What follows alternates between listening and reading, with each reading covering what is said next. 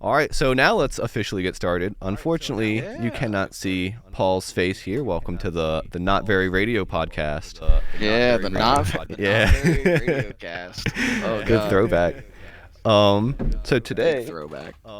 today we have Paul here, and I'm gonna ask him questions first off to start. So Paul writes music and stuff as well, and we haven't caught up at all since like we started like talking again like last year in terms of like especially like in terms of music.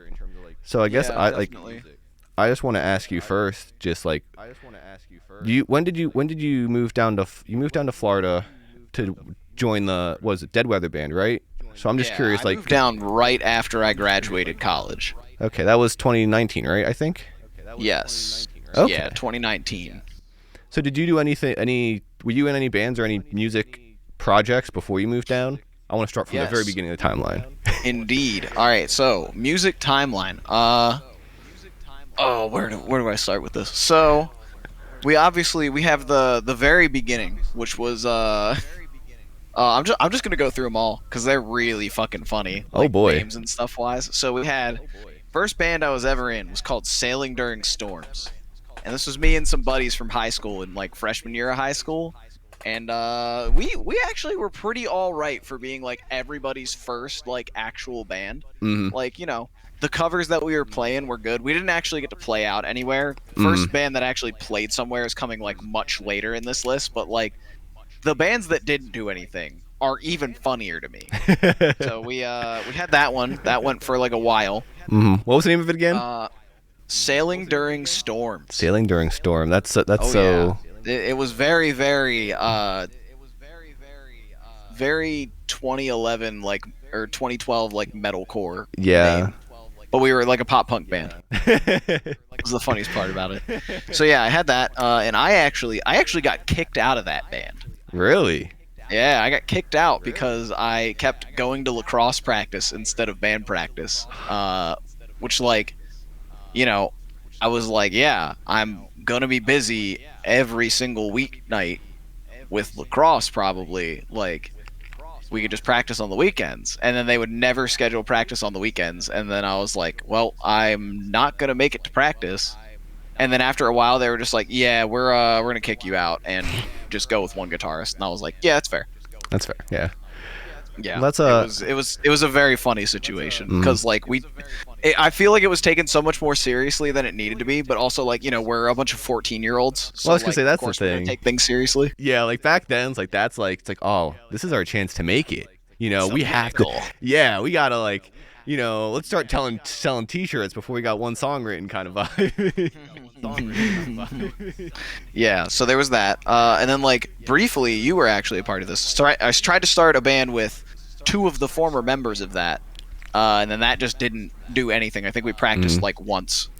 Was that It was with we were in somebody's base. It wasn't Jesse's basement. yeah, it was Matt Moss' basement. Yes, Yeah. that was terrible for me just because that was like my first time being in an actual band, basically. Yeah. Uh, So then, so then after that, we get I think like a year goes by, and we get Not Very Good, Woo! the greatest band to grace this planet. Or according to the which talent started show, as not a- that good. Yeah. We started out as the school talent show band that we threw together. We played, the most obvious cover you can, "Sugar We're Going Down," Yeah. and we sucked.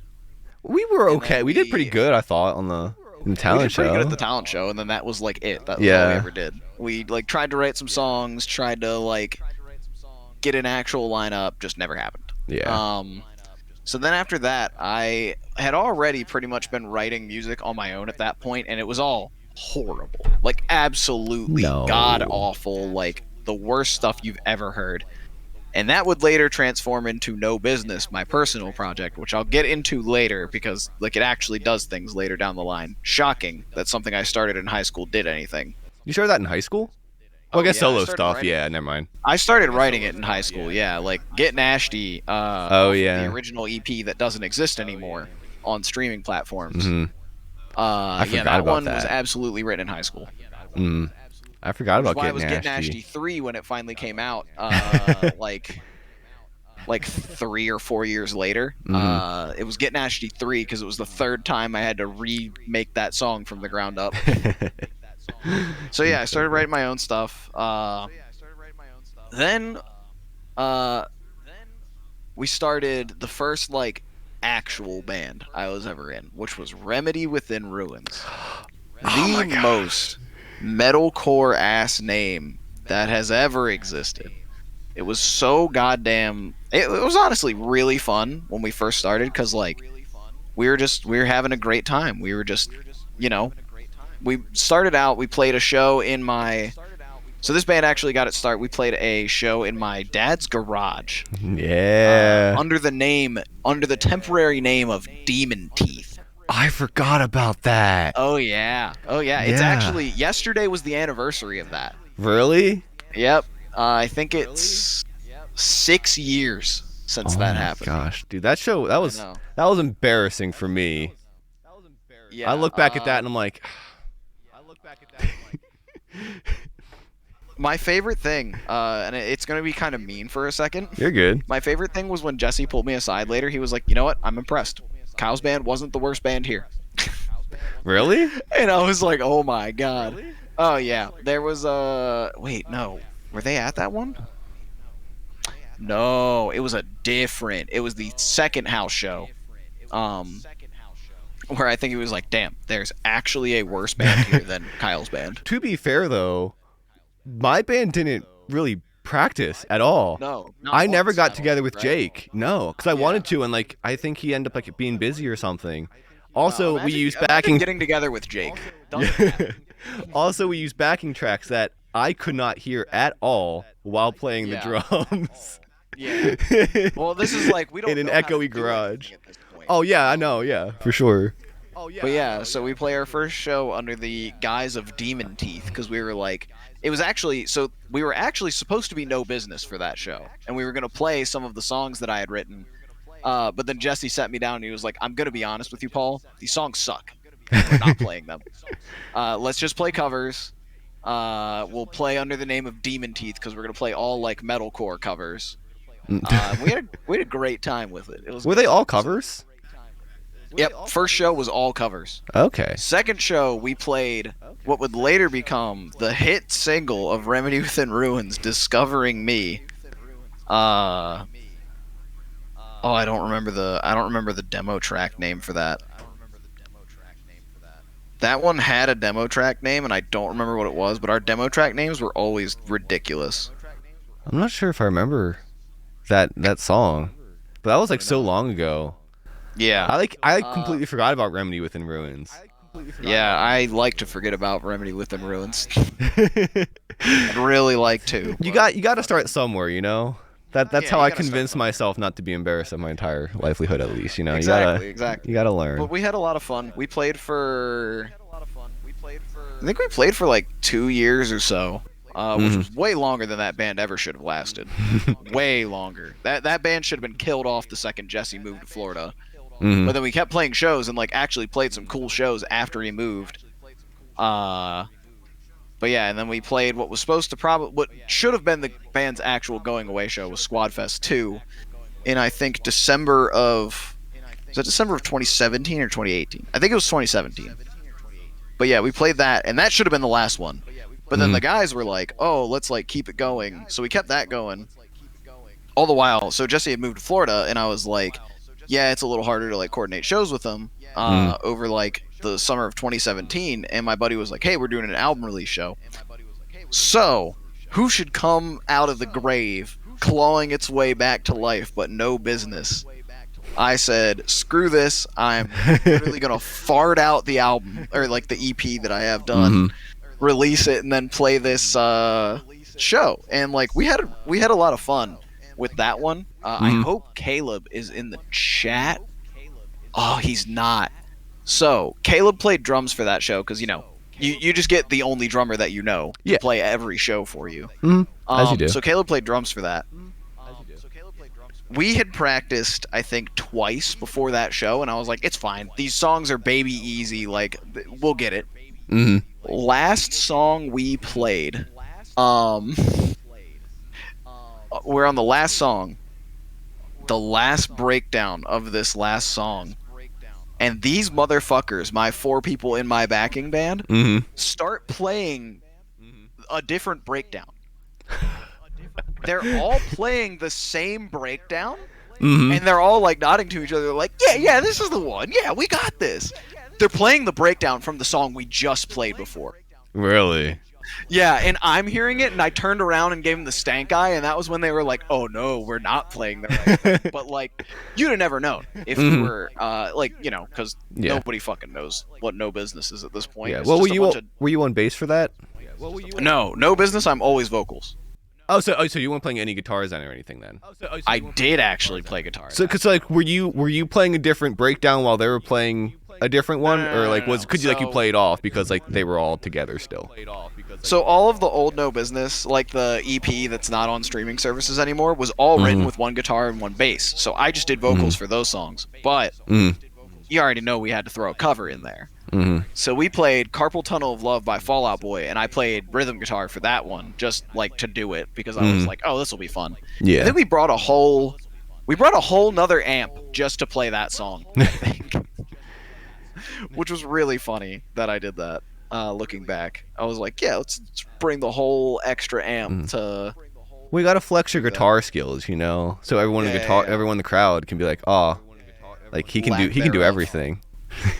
But yeah, so we played that a little while later. We played one more show with Remedy Within Ruins with a different vocalist, and then everybody decided to just simply. Or no. We played two shows after Jesse left. The second of which had a fill-in bassist, and I did vocals because our vocalist decided to just not contact us for 3 months. Did you guys know that person, or was it like Craigslist kind of? Yeah, I knew him, and I was literally just like, where the fuck are you? Like, I was pretty, like, I was pissed, and that was what happened, was basically I was just like, I basically gave him the ultimatum of, I'm not doing anything anymore for this band, because y'all don't do anything. So, y'all can set up the shows, y'all can, like, do it all yourselves. I'm not doing a lick of work for this band. And then they were all just like, no, please, we want to, like, keep playing. And I was like, no, I'm not doing it. I stressed myself out over this for a band that I don't care about and that I didn't write a lick of music for. So, yeah, well, I remember when Jesse left that band, I heard about, or when I guess he moved to Florida, I was like, how the heck are they gonna like do this band with like? My man was just flying back and playing shows, like he was a trooper. I mean, yeah, props to him, because like I would have been like, no, I'm just gonna do something down here. Well, so it was also we would basically just like schedule shows whenever he had a break from school, so he would like already be home and flown up. He'd also started to like dip his toes into playing in bands down in Florida as well, which is where like some of this later stuff goes. So Remedy breaks up. That's when Jesse had already, so Jesse flew me, he didn't fly me in, but he was like, hey, he started a project down there called Vouloir, with him and my now roommate Alex that I live with. It's not pronounced Voliere? No, it's not Voliere, it's Vouloir. Well, whenever I talked about it, it was Voliere, just so you know. Okay, makes sense. Yeah, that was basically shooting themselves in the foot with that name. I was like, I didn't know how to pronounce it, but yeah, so they were gonna play their first show, and he was like, "Hey, I know," because I was like really enjoying the stuff they were putting out. I was like, "This stuff is so sick." I did all the streaming videos and all for him. So yeah, he was like, "Hey, do you want to fly down here and fill in on bass for our first show?" And I was like, "Yeah, sure, that'd be fun as hell." So we flew down and we played a small show to a whole bunch of people in a Korean church in like one of their Sunday school rooms. Nice. It was very sick. Nice. So after that, he was basically like, look, I'm going to level with you. Just be the bassist of this band. And I was like, dog, I still got like 6 months of school. Yeah, probably like 6 months of school left at that point. Or no, I probably had a year at that point. So this man texts me every single day the exact words of "move to Florida, pussy." Every day texts me that. And eventually I was looking at it, Remedy had kind of ended, I gave my ultimatum and they didn't want to do anything, and I was just like, you know what, this is easily my best chance to actually do something because like people liked that band a Mm. lot. Like I really liked it. Was I that was a metalcore fan as well? before they. Nah, it was like a weird melodic thing. Gotcha.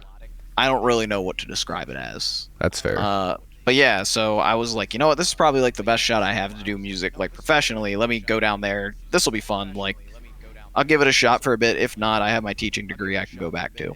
Mm.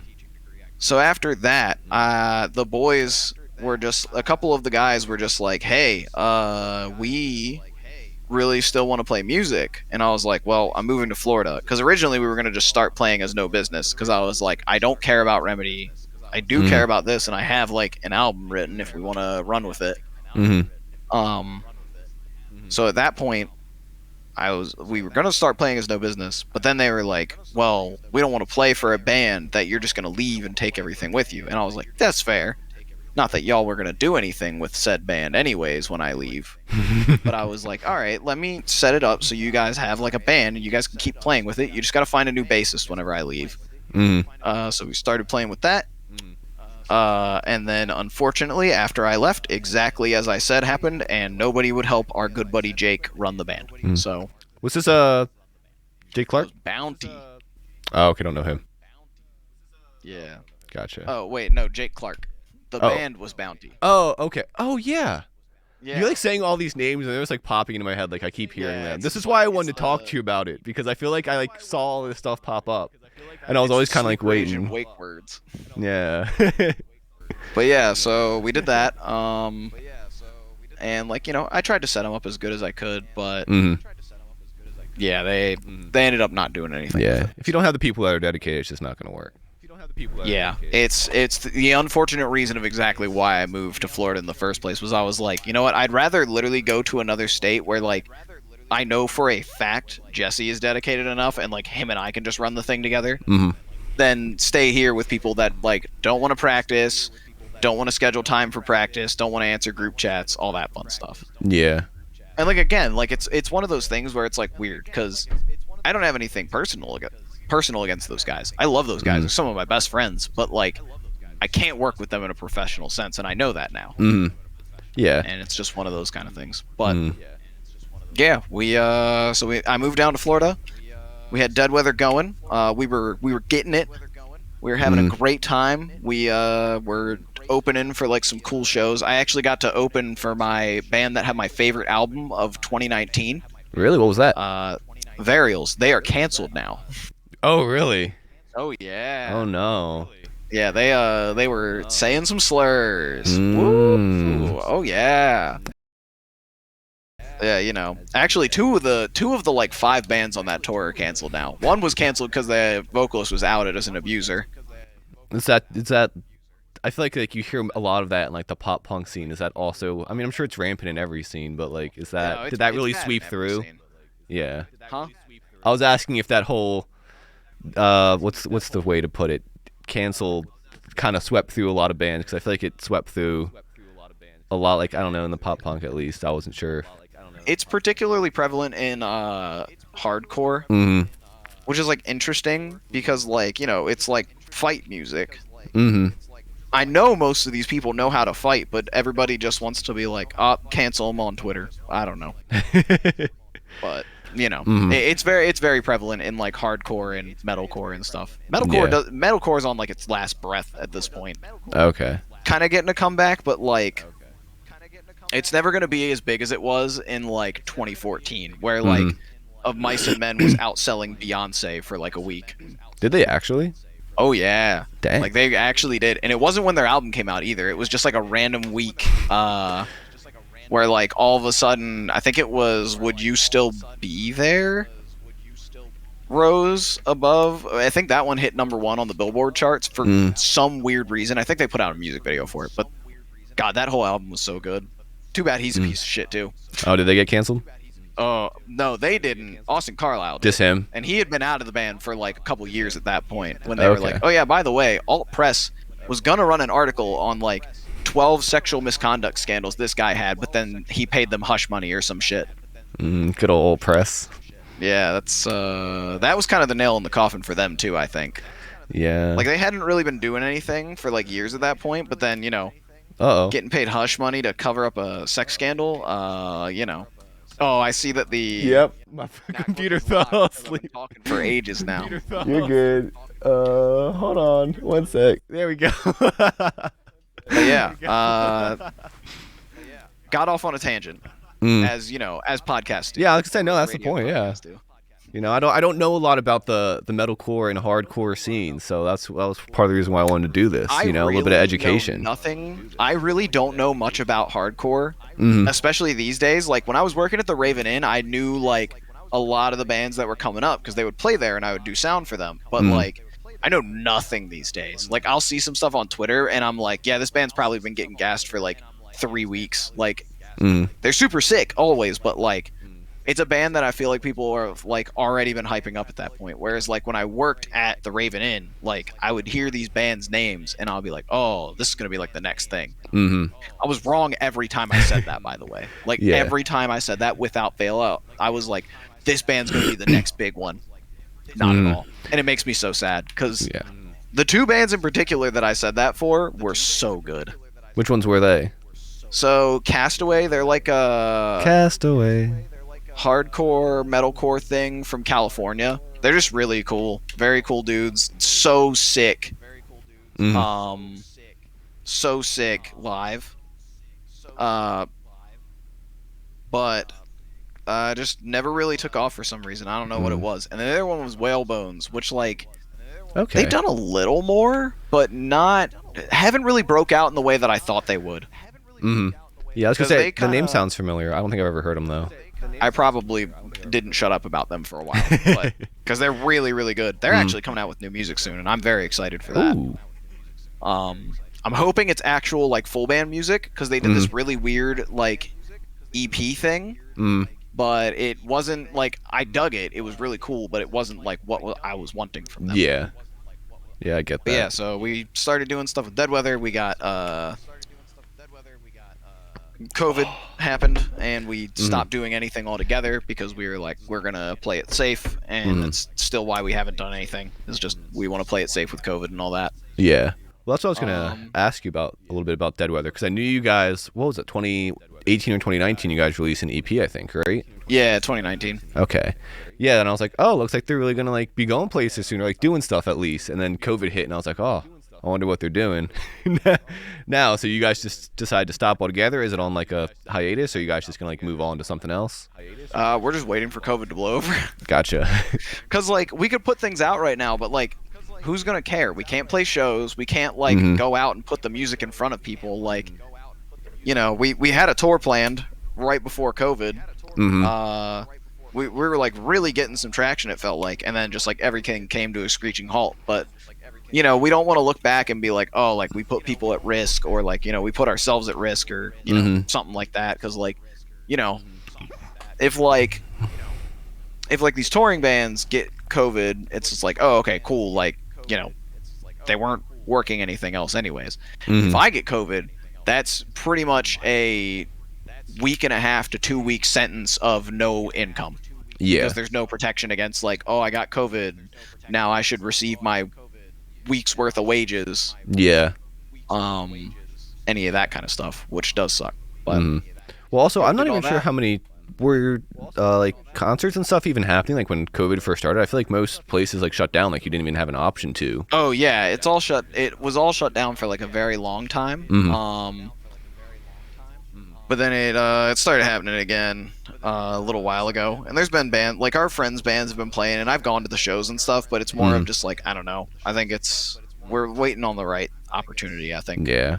I mean, I'm just waiting. I don't do much for Dead Weather other than show up and play bass, honestly. Gotcha. Is that mostly Jesse writing, or is there other group people? Yeah, Jesse and our guitarist Blake write a lot of the stuff. Okay, cool. Cool. Give me 1 second. I gotta answer a message for the Halo League real quick. You're good. I'm gonna take a sip of water.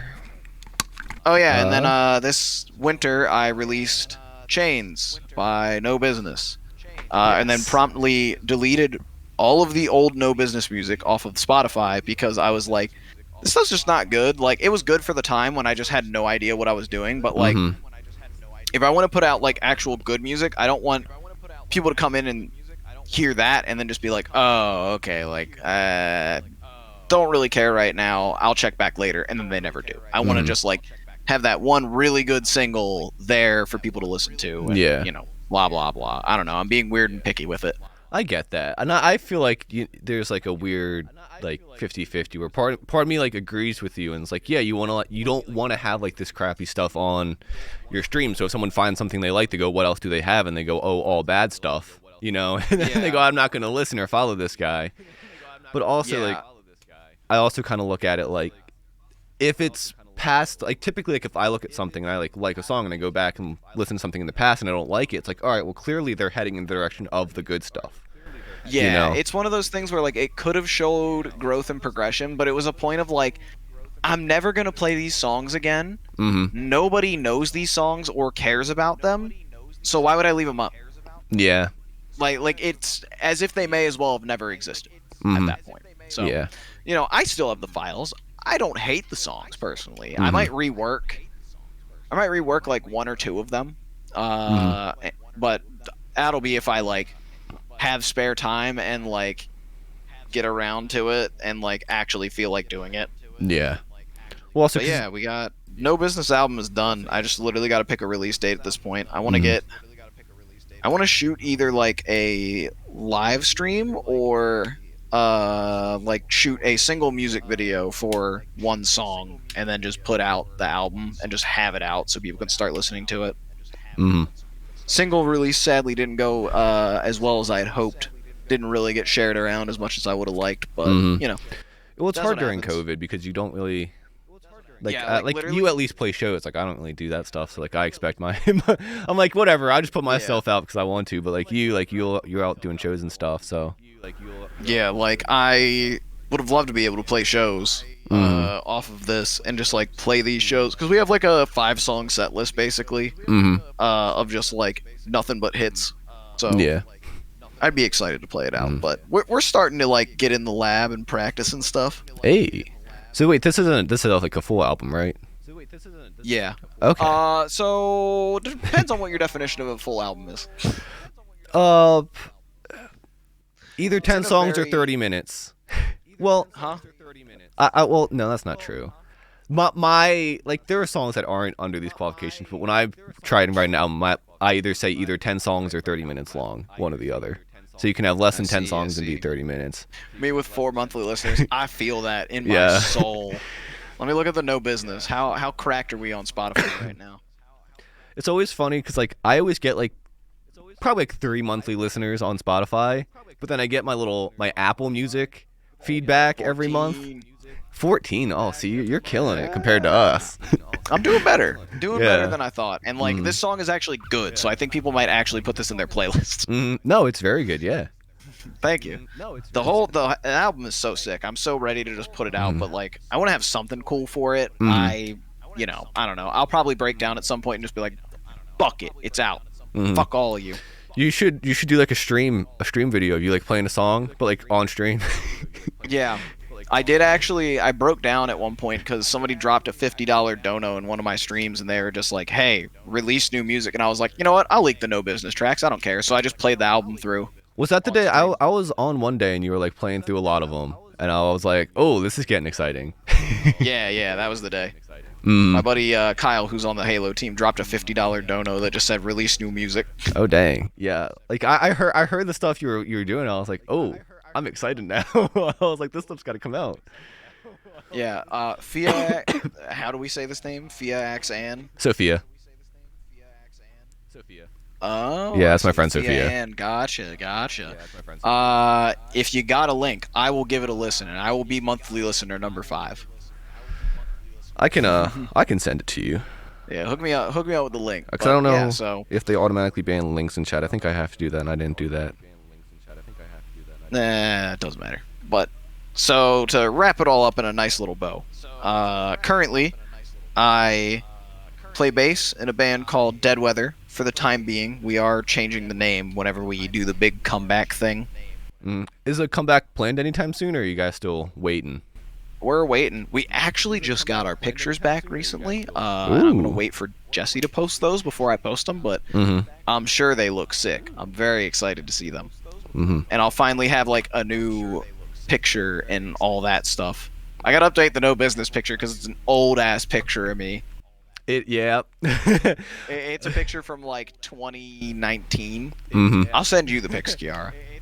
I was You just can't leak them. I was listening to your song earlier to help prepare myself for the stream, and I was like, I feel like Yeah. this. I feel like I've seen this picture of Paul for like 5 years. Yeah, Chains is. It's a good I love picture Chains. though. Chains is my favorite on the album. There are two like Mm. very surprising songs, but like Chains is my easy favorite. That was why I had to put Mm. it out first. That's I fair. think if I do the music video, I'm gonna do it for a song called Tattletale. It's the first one on the album. Okay. Because I have a weird plan with it. My plan is Mhm. gonna be to basically do like a music video for that one, Mhm. and it'll set it up that if like people start to enjoy it, I can do music videos for the rest of the songs. Ooh. But it'll just stand on its own if like nobody gives a fuck and it's time to just move on and make new music. Yeah. Well, that was actually something I wanted to ask. Is like, is there like a running theme throughout this album? Is it just a clump of songs? Because like, It's very thematic and it very much tells a story of sorts. is this something we can dive into, or do you want to kind of keep it under wraps right now? We can dive into it. I'm not gonna dox anybody, but it's not reinventing the wheel. Yeah. It's about a girl, and I feel, as I express in very different words throughout the album, that I was not treated very well, Mhm. and it was a very one-sided relationship, and that's kind of what the album's about. Is me going through that and having being like, okay, like I it like starts from like the, oh, like I like you, and then like, oh, we like go do things together, and then it's like, okay, like now like just feels like I'm not getting anything back, like what's Mhm. going on here, Very like all the one-sided. confusion. Yeah, very one-sided. And then like all the way to the acceptance of Mhm. that and just being like, Hey. I need to just give up. There's Mhm. nothing more here. Like this should have been dead long ago. Yeah. So that's Okay. kind of the way it goes. Chains is towards the end of that progression. I was literally just about to ask. I was like, where does Chains fit into all of Chains this? is the second to last song. Oh wow. Okay. Yep. So Chains is that very much just like I am very angry about this and I'm very upset. And then the last song, titled Basilisk, is the acceptance song. Mhm. Cool. You Yeah. have to get that thing out soon, because now I'm just getting more excited. Yeah. Tattletale is the I guess like story overview song. Yeah. It's the Which is funny. So I wrote there are songs from this that I wrote in our dorm together, Kyle. That was actually something else that I meant to ask. Is like, you've been working on solo stuff since our freshman year of college, and like I remember sitting Yes, there sir. and making my crappy electronic whatever the heck it was, and you're sitting over there like, it was all right. It had potential. Yes. But It was later realized down the line. yeah, we're getting there. We're getting to better music, but I was wondering, I was like, how much of that stuff, I guess, from freshman year, like, is there any of that on there? Is there any like inspirations So or? I wrote the first track. So very funny. The intro, the first track, and the last track were originally written as like a one-off single that I was gonna put out after the first EP. Mm. And it was gonna be so like the first track, the first track, Tattletale, was gonna be the first track, and then it was gonna have the intro to the album, which is called While You Were Out, as the interlude between the two songs. And then Basilisk was still going to be the last thing on it. And it was going to be just those three songs. It was going to be called Summer, and it was going to just be done. Then I started writing more music, and I was like, oh, I could do like a really cool concept of like 12-song album. Every 3 songs is like a season. And then basically once I got to Florida, I had Jesse listen through some of it, and he was like, I'm going to be honest, I get what you're going for, but like what you did on these songs being Tattletale, another song, Fall, that made it onto the album, as well as Basilisk. He was like, what you did here is really, really cool, and I think you just need to lean into that and do more of that. And So basically, out of those, two songs that sound nothing like those, four songs that actually made the album, and Mhm. Chains had to get reworked heavily because it was originally a very back and forth song of like it started like very very heavy and then it was like very very like I guess Mhm. light-ish in the middle, I guess is the way to put it. And then I was like, just make it heavy. Mhm. Like, eventually I started putting synths and stuff, and I was like, ooh, I'm onto something here. I'm Mhm. onto something with this. The little Started that putting like the little synths in. short little electronic like drum thing in Chains. I don't know what Yeah, and it cuts back into the next verse. That was cool. some nice breakbeat Yeah. drum and bass. It was Yeah, that I really love that part. well, cuz it's nice and Alex, the subtle. guy It's that not mixed and too mastered it, mm, Alex, the guy that mixed and mastered it, I just told him what I wanted, and he was like, "I think I got you." Showed it to me the first time, and I was like, "This is so perfect. It's so yeah. good." Well, because I feel like sometimes like a lot of electronic or like synthy stuff can kind of be used as like a gimmick in like that kind of music, but like Yeah, it's not. I don't I feel like it's done in that way where I feel like it's like it kind of like it has its little moment and it's a good way to transition and it helps carry the momentum well. It's not like look at me, I'm doing something. You know what I mean? yeah. I It's not. leaned a little harder into it in some of the more recent stuff I've Mm-hmm, written. Like, there's a little bit more of like the electronic parts, but it's never mm-hmm. like attack cheesy Yeah. electronic. It still is very it's Tasteful. still very like dark feeling Mm-hmm. and like yeah, it's very similar. Oh yeah, I So mean it's you can still do like that. I've throw synths in a lot of my stuff all the time, so like it's still yeah. possible. I've loved experimenting with it. I'm just like, you can do so much with music. It's so sick. Yeah. But Mm. yeah. Um, but yeah, I'm the sole create. Well, I guess not sole creator. I had a lot of help from two of my friends, Mm-hmm. my two roommates, in finishing the album. But I'm Mm. the one that has written everything for No Business, and Yeah. thus I do vocals on stage and nothing else because now Hey. I know how to make backtracks. That's fair. um, so yeah, and then we got like a little lineup to do that whenever we can get everybody together, and also like we feel like playing a show or can find a show to play. Mm. And how many songs is that album again? So it's Can't remember if I. so this is the whole like album thing. Like, is it an album? So it's Mm. Okay. 8 songs long. Mm. It's 28 minutes long, Okay. but it has both an intro and an interlude. So it's really only 6 songs. I feel though if it's cohesive, like if it like you say like it tells a story, and to me like that's also Yeah, it's a kind very of like concept-y long yeah. EP or something like that. I don't know. I don't know what to call it, dude. Yeah, no, because that's like Kid See Ghost, Kanye West and Kid Cudi's, where like it Yeah. was basically an album, but it was like a really short album. Yeah, I think that's like the best way to call it. It's just a Yeah. short album. Yeah. But yeah, that's what I do for music. Cool. Yeah. Yeah, well, get on that release date, man, because everyone's sitting in chat's waiting for it. Yeah. I am doing it, Reed. Yes, you're right. I had a conversation with him like 2 or 3 weeks ago about doing a music podcast, and I was like, and I was trying to figure out like all like the logistics. I was like, what should I do? So he was yeah. So I'm now doing it. Indeed. All right. All right. I know your second thing was like talking about what we've been listening to recently. Yeah. This is gonna be a clusterfuck for me. Oh boy. I gotta look at the Spotify like history. Is there a way to look at that? Like recently played or something? There should be a recently played, I believe. It's recently added. There should be a recently played, I believe. New episodes? I have a recently Oh, played. okay, that's podcasts. I mean, I can go through some stuff. There's like Yeah. some highlights in here. Just some stuff you've been vibing with. Oh yeah. Oh, I've been vibing already. We got our Kyle plus Paul playlist, which is always hilarious to look at. Dude, I ruined so many of those blend playlists just by having the Dorian Electra cover of Happy in there. 'Cause I had to I heard that and I was like, "What the fuck is this?" It's the funniest thing in the I world, think I man. sent it to Kiara and I was like, "This is the weirdest shit I've ever heard." It gets me, dude. It's hilarious. It's so freaking stupid, but it's so funny. And like Kiara sent me something. every single one, every single blend playlist I have, I'm pretty sure it's like in like the top 3 or 5. So I'm just like, and I made like a bunch with my friends, and I'm just like, all my friends who just listen to like regular pop music. I'm like, I'm so sorry. It's not anymore. I'm shocked that it's very funny to me that you're the one that put 100 gex in this blend playlist. Honestly, like I went from being like 100 gags is kind of like fun and funny to like really loving them.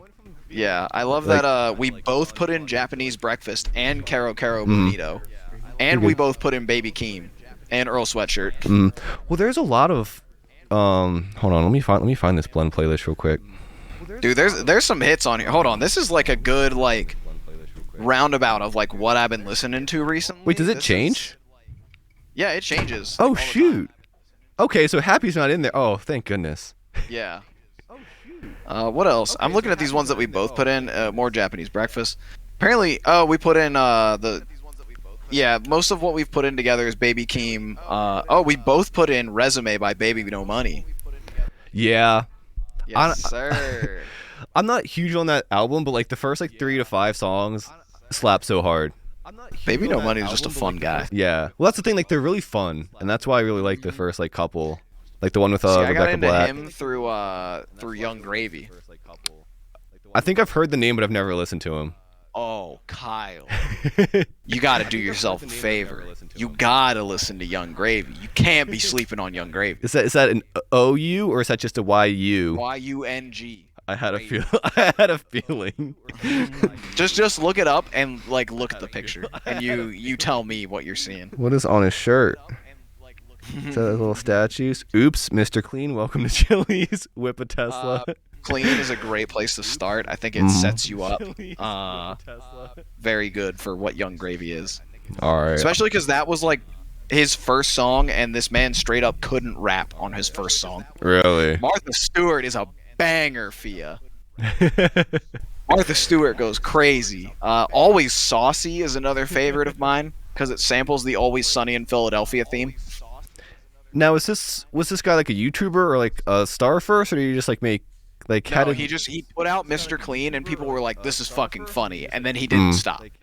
Okay. And then he like actually learned how to rap at one point. At one point, he got there. If you listen to Mr. Clean, there's literally like a very fumbled verse on it that just like has no flow to it whatsoever. And then like over time, I think he started making money, and he was like, okay, maybe I should not fuck up. Yeah, maybe I should take this more seriously so I can keep making money.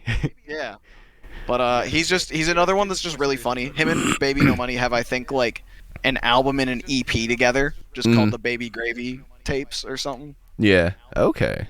They're very fun. I'll have to check that out. As far as what I've been listening to recently, the first thing that came to me was on our. Oh no, did I lose the blend? I didn't. All right, cool. First one on the blend. Like obviously those things I've been mentioning, like I listen to Baby Keem every now and then, Japanese Breakfast. There were some like good ones. I mean, anything from Static Dress has been really on my radar because they finally put out something that isn't just another single. Okay.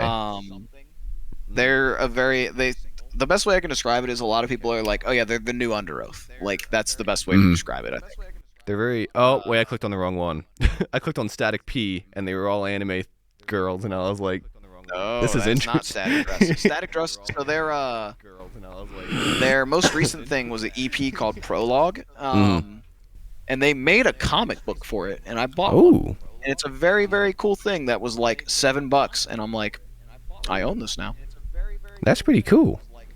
We got Misinterpreting Constellations by CU Space Cowboy. CU Space Cowboy. This one comes on all the time. It's also like metalcore-y. They're a band that has just grown so much since like the time I did sound for them, and they have gotten so good. Oh, so you know them? Really, really good. Which like I really liked their last album too, but like this one is really good. When did that come out? Is that like recent or is that like a year ago? Pretty recent. I think like end of last year. Okay, cool. Mystery by Turnstile, great. Yeah, I got into that album a good bit. Dude, Etro Anime. Yeah, I got into that album a good bit. Etro Anime. Makes me so sad. I think I listened. That was like that. They had like that one album or like EP back from like 2011, 2012, right? No, it's from Or like 2004, 2002 maybe. I think I heard that song when I was listening through this blend playlist, and I was like, "What is this?" And then I click on, I'm like, "Oh, these guys had like one What thing did like you hear? forever Purest ago." one for a second.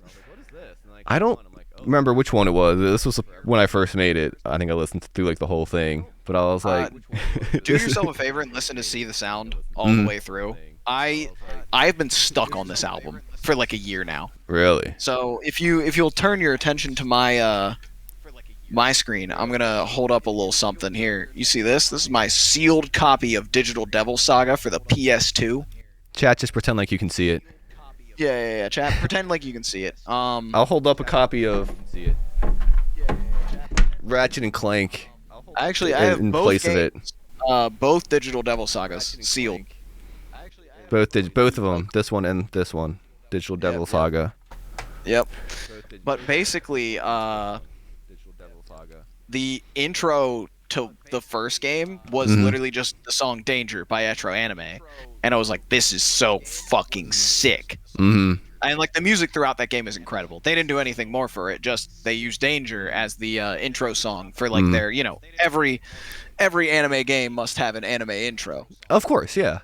I mean, every good but- game must have a good intro, you know. Yeah. Exactly. But yeah, so they did that. So I was like, oh, let me look them up and see what the rest of their music is like.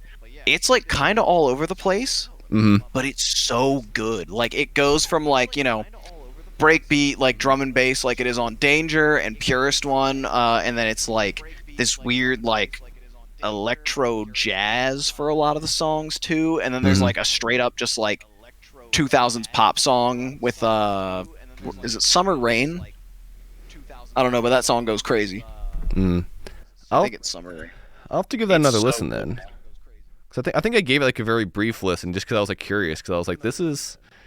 I just wasn't expecting some like random like 2002 album with only like one album that the artist had to be on there. It's their only album, and it makes me so sad because I think I looked it up on Wikipedia, and what happened was they put that album out. It was like pretty successful, and then they were like, "Oh, we think that your vocalist would be more successful as a solo act." So the record label like took her, tried to make her a solo thing, and the band didn't like come along with it.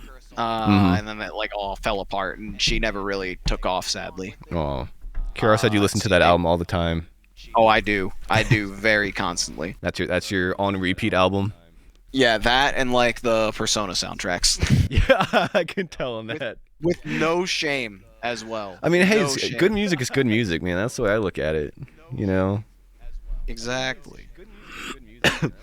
My recent replay album is the Black Country New Road new record that just came out this Friday, and I've already listened to it probably like 100 times.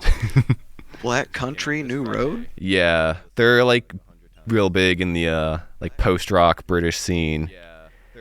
Their singer left the band 5 days before they released their second album, which was this past Friday, and they were about to go on their U.S. tour due to mental health and reasons, which just makes all the lyrics in that like album hit even more because a lot of them deal with like a long distance relationship and his relationship basically falling apart. So you're just like sitting there and you're just like, this sucks, but in the best way possible. I'm gonna like this, and hopefully I remember to listen to it on the way to work tomorrow.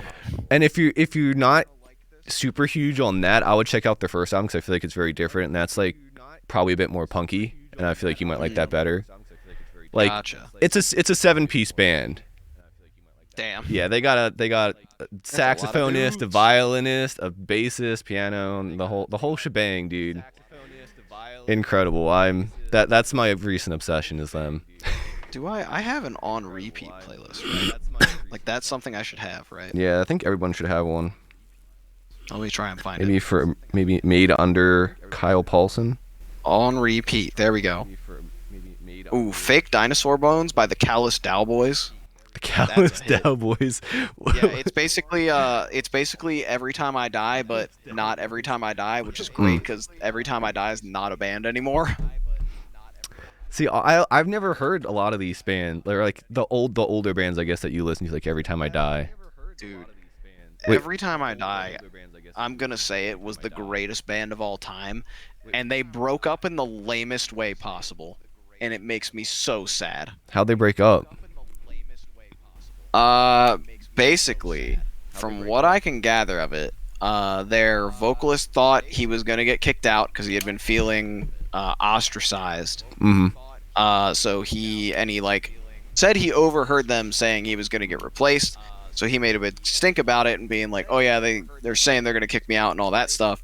They seem to have reconciled it for their Christmas show. They played the Christmas show. Everything seemed good. And then a little bit later, the other four members were like, "Hey, we're all stepping down from the band. If Keith wants to continue it, like he can." And then from there, Keith puts out a statement saying, "Oh, they issued me a legal statement to stop using anything about the band. They said that they're gonna kick me out if I don't comply with this like stuff and like all that and like Mm-hmm. basically at this point it's He was either toxic. yeah, basically at this point it's either it was really toxic Mm-hmm. or which is the one we've kind of been leaning to is that like Keith might be really going through it right now because I think he is like in the middle of a separation with his wife and stuff, So his whole and life's I just think falling it might apart. just be like blowing the rest of this very out of proportion. Mm-hmm. Because like when they said they were going to play the show, or like when they were talking about the Christmas show and stuff, it seemed like they had talked it out and everything was good to go. Mm-hmm. And then like in his statement, he's saying like, "Oh yeah, we never actually like they never contacted me. I tried to hit them up about like what was happening and stuff, and they never did." And in their stuff, it's saying like, "Yeah, Keith never once hit us up for like anything." So Interesting. it's a lot of back and forth. Mm-hmm. And it makes me very sad because that was probably my like current favorite band. Really? Yeah, their new album's really great. Mm. But When did that one come out? Because how long have they been gone for? November, they've been gone for a month, I think, at this point. Oh, okay. So this is like real recent then. Yeah, Wow. it's very open wound at this point. Ooh. Rough. Yeah, it's unfortunate, but Yeah. they gone. Well, hopefully you can find a new obsession. Yeah, I'll figure something out. Yeah, you I might gotta like find- this. There's like other bands that are playing that are really good. Like Loathe is one of the ones that is like so sick. They're a lot of my inspiration right now because they also do a lot of the like metal, but also have softer songs and also use like dark electronic stuff. Mm-hmm. Their new song "Dimorphous Display" is one of the weirdest things I've heard in a while, but it's like so good. Mm-hmm. Cool. Yeah. I might gotta check that out then. I like weird stuff. Yeah, check out their album. What is it? I Let It In. It Took Everything. Okay. I think that's their album. Yeah, that song, the song "Two Way Mirror" on that album is like what sold me on them. Mm-hmm. And then I found out they also make heavy music, and I was like, oh my god, this is so good. You're like, ooh, heavy and light, the perfect combination. It was so good. Heavy and light. Listen to All right. I See Stars. For like I see a couple stars. days back, like my freshman year of college, wasn't that huge personally. Sorry to be the bummer guy. I see stars. I forgot about also, that. Fia, you are correct. They did make like an all electronic. Oh wait, no, you're talking about I See Stars. Loathe did do like an all like electronic album, and it's basically like sleep sounds. It's very nice. Hey. Not metal music to sleep to. Yeah. I See Stars. Let me tell you a fucking story about I See Stars. I went to see them. So, Matt Moss, who we've mentioned before, him and I went to see them because a band that we both liked was the like direct support for them, called Chunk No Captain Chunk, one of the Hey. greatest bands of all time. Was that the band with the trumpet? No. Ah. What band had a trumpet? Oh, I think was it Real Big Fish? Did they have a trumpet? Yeah, they did. They had a whole brass section. They're a ska band. Yeah, that's who I was thinking of. I remember passing So- by them at Warped Tour and being like, I wish I saw them, but like literally as I passed by, I said they're cool, and then they finished their set, and I was like, ah. Sorry, Fia, continue. I wish I would have gotten to know what. I wish I would have gotten to know what I See Stars was like live. Chunk No Captain Chunk set ends, and an hour goes by in between set lists, which again for the headliner is very, very weird because they usually will get a sound check going into it. We found out later their laptop broke, and it was broken for like an hour and a half. Oh dang. And we left after like an hour. We were like, okay, we've been standing here. I'm leaving. Goodbye. So that's my only experience seeing I See Stars live. Is they straight up bricked their laptop. And this was like right after their. This was right after their like heavy vocalist left, or their like screamer or whatever you want to call him. He had like just left the band. So yeah, they like bricked their laptop on stage, and I just didn't get to see I See Stars. So it was very funny. I think I remember you going to that show because you came back and you're like, Kyle, you might like this band I See Stars. And I was like, oh, cool. I'll check them out. And then I listened to them for like a day. And I was like, not for me. Yeah, they're kind of funny. Yeah. They're funny to look back on.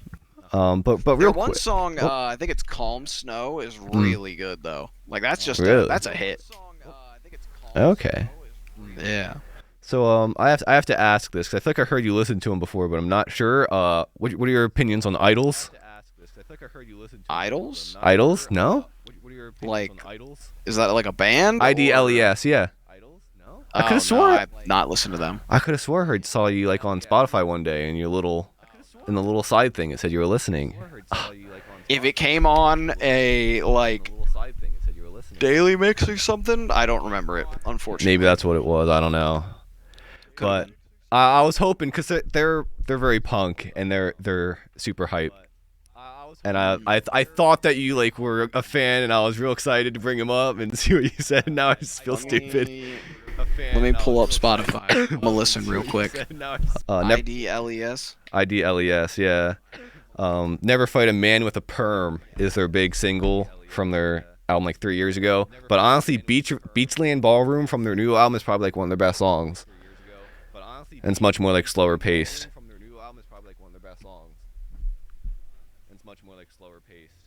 I just I like this. Yeah, I had a feeling you would like a lot of their stuff. That's why I was like, when I swear I saw it and I was like, oh yes. That's why I was like, when I swear I saw it and I was like, oh yes. Yeah, this reminds me of like Gorillaz, but they just played rock the whole time. Yeah. I think it's just because it's British. Yeah, they're very British. Very British. I hear British and I'm just like, yep, Gorillaz. But like, I feel like over like half the bands I listen to at this point are all just from England. It's just a thing that's happened. You ever heard of Stormzy? Stormzy? I don't think so. No. Oh, look up "Too Big for Your Boots" by Stormzy. Too Big for Your Boots. Oh, it's a trip. It's a trip, my friend. I'm just gonna listen to it like this because that's how I have it set up. Let me see if I can hear it through there. I don't want to play it on stream because I don't want to. I might take this out and upload it to YouTube, so I don't want to. Oh yeah. You just gotta get to the hook, which is like the first thing in the song. It's so fucking funny. Me listening to One Direction. Yep, Gorillaz. I would agree. Yeah, dude, it's so good. You got way too big for your boots. You're never too big for the boot. I got the big size 12 on my This is feet. pretty incredible. I'll check that out some more. It's Jesse started playing that for me one time in the car, and he was like, "I've unfortunately gotten really into oh god, what do they call that? There's like a name for that. Oh, grime. That's what it is." Oh yeah. He was like, "I got really into grime and drill this last week." I was like, "Oh no, not British rap." And then later in the week, I come Not out and British. he's like, huh? Just the way you. Oh no, not British rap. Yes. But yeah, I come out later in the week, Mm-hmm. and he's just watching a Stormzy concert, like on the TV in the living room, and it was the funniest thing ever. Cause I walk out, I'm just like, "Oh shit, you got way too big for your boots." And he's like, it's actually that song right now. And I was like, "Holy shit!" Are the other songs worth listening to, or is that just like the big hit? I have no idea. That's the only one you've listened to. Funny. Gotcha. I just find that one. I just want to know how many of my toes I should dip into that. I just want to know how. You should do British rap over the drum and bass song you just made. Mm-hmm. Drum and bass is something else that I'm just like, I should get into this, and then I see all the songs in like the playlist I have are like 5 to 6, they're like 5 to 7 minutes long, and I'm just like, That's a lot. Yeah. Every time I hear drum and bass, I just think of Lightning Bolt, which is like a noise rock band because it's just like a bassist and a drummer, but like the bassist's bass has like the top two strings are banjo strings, so like they're pitched higher, and and I think it's tuned to be like a cello, and it's just noisy and loud, and it's awesome. Then you get headaches, and it's Very cool. interesting. Very interesting. Yeah. Well, because I was Right. listening to him, like, what the heck? I'm like, why is it so like high pitched if it's just bass? And like, yeah, he's just got like the little pitch bender thing, similar to what I got, my little wah pedal, and he just does all this crazy stuff. I'm like, this is cool. That's so sick. But yeah, would you like to move on to the tier list now? I think I would. Yeah. I wouldn't mind just like getting in and talking about what I've been listening to this week because there's so many like good things. I'll have to like start writing them down if we want to make this like a regular thing. Yeah, I'd be down for that for sure. Because I've been trying to Or figure if I'm out. just like a guest, let me know like a week ahead of time when you want to have me on, and I'll Yeah. like start keeping track of shit. I've been trying to like figure out how I want to do the podcast. If I want to just have different guests, because I'd love to have you on like a bunch of times, and I also want to do. Because another idea I had was like basically doing an entire podcast, just like I guess reviewing or talking about a specific album. But I feel I'm like down for that. yeah, but I I feel have like to listen to it first. But well, that's the thing is like because I'd want to take like a real in-depth look at that because like there's a lot of albums that like I missed out. As you know, like I missed out a lot on like their early 2000s, even like 90s and 80s stuff. oh, let me take you on some rides then, brother. We got to do one for Make Yourself by Incubus and Anthology by Alien Ant Farm. Those two records stay on repeat for me so frequently, and they are so good, but it's like a style of music that I feel like has been lost to time. Well, the first one I actually wanted to do was OK Computer Radiohead because I feel like a lot of people talk highly about that one. Oh, yeah. Like I don't know how into Radiohead. Other than Creep. Yeah, see, I haven't either really. So I was kind of like, this can be a reason to look into it because I feel like everyone's just like, this is like the best album ever. So, or at least certain people I talk to and hear from. I mean, I don't know. Have they heard Wolf by Tyler the Creator? That one's got slurs on it. I love And how lots he of them. And lots of them. I love how he avoided the cancel culture or however you want to call it. Just by like that is one of him. So him and Joji Mm-hmm. dodging cancel culture the way they did is the most fascinating shit I have ever seen. Mm-hmm. Because you have Tyler the Creator, who like all throughout his early albums, even into like Cherry Bomb, Mm-hmm. was very heavy on like homophobic slurs, like saying anything that could just piss people off. And like that was why I loved it. When Yeah, I well, in high it was school. I it was like, shock this is rap. just shit. As he says in one of his songs, he says, "This is just shit to piss old white people off." Blah blah blah. I mean, it's what Eminem did back in the day too. Like, Yeah. it's how people get famous, But, popular. But like again, like puts out Cherry Bomb. It's his worst album. I'm gonna say it. It's not mixed well. Like the songs are pretty good, what I can hear of them, but like they don't translate very well. And then immediately flips everything 180 with Flower Boy. And it's like none of that early, like he still plays all of it and like people go crazy and everybody like loves it still, but like flips it complete 180 and starts making like good like trending stuff with Flower Boy. And like that, it's mind-blowing to me that like no one ever went like there have been instances of it on like Twitter of people being like, well, did you hear what he said back in the day? And like anybody who's a fan is just like, yeah, it was a very different time and it was done with a specific purpose. Like and he's admitted many times, he's like, yeah, it was really fucking stupid and I'm not that person anymore. So like I'm sorry, but also like music was very important for me growing up and it holds a lot of value to me. So like Well, I think that's ultimately like why he kind of got like I don't know much about the Joji, but like to me, I always looked at Tyler the Creator. Like I feel like everyone just kind of went. He knows what he did and he grew out of that because like yeah. he was young. Like I feel like everyone just had that same cumulative thought of like he realizes what he like that's not good. Also, he was just doing it for shock. Also, the fact that I think he came out as is he gay or is he bi or I think he's bi, I'm pretty sure. yeah. So I think that also people were like okay, well like he's figuring stuff out, and I think that's kind of how. Yeah. And I think that's beautiful personally. Dude, Like, the Joji one is even more impressive. see, I don't know. I know nothing about like what Joji did. Like, I've heard he said bad things, but Oh. I don't know. So, Filthy Frank. Joji, the man George Miller, who is Joji, used to run a YouTube channel called Filthy Frank, or like TV Filthy Frank, or something like that. He's actually the one that was responsible for the Harlem Shake. Funny enough. Oh, Yeah, a classic. I'm just gonna cancel him just for that. A certified hood classic right there. But so he ran a YouTube channel as basically like a caricature of the internet. Like, this dude that he is playing a character of is just parodying people on the internet. Like, he just says all that shit that you won't say when your actual name is attached to it. Like everything. I'm getting some name or some hints let here me in chat. go through some of these like video titles and stuff. There's one specifically that I'm like, you could never get away with that shit these days. So we got. Oh, he also put out an album as like Filthy Frank, and that is still some of the funniest shit ever. So we got Pimp My Wheelchair. We've got, what is it? Pokemon Go is the end of humanity. I hate vegans. God, they're just all ridiculous. Oh, It's Just a Prank, Bro is one of the funniest videos out there. Bad Internet Rappers is a personal favorite of mine. That sounds like it's a good one.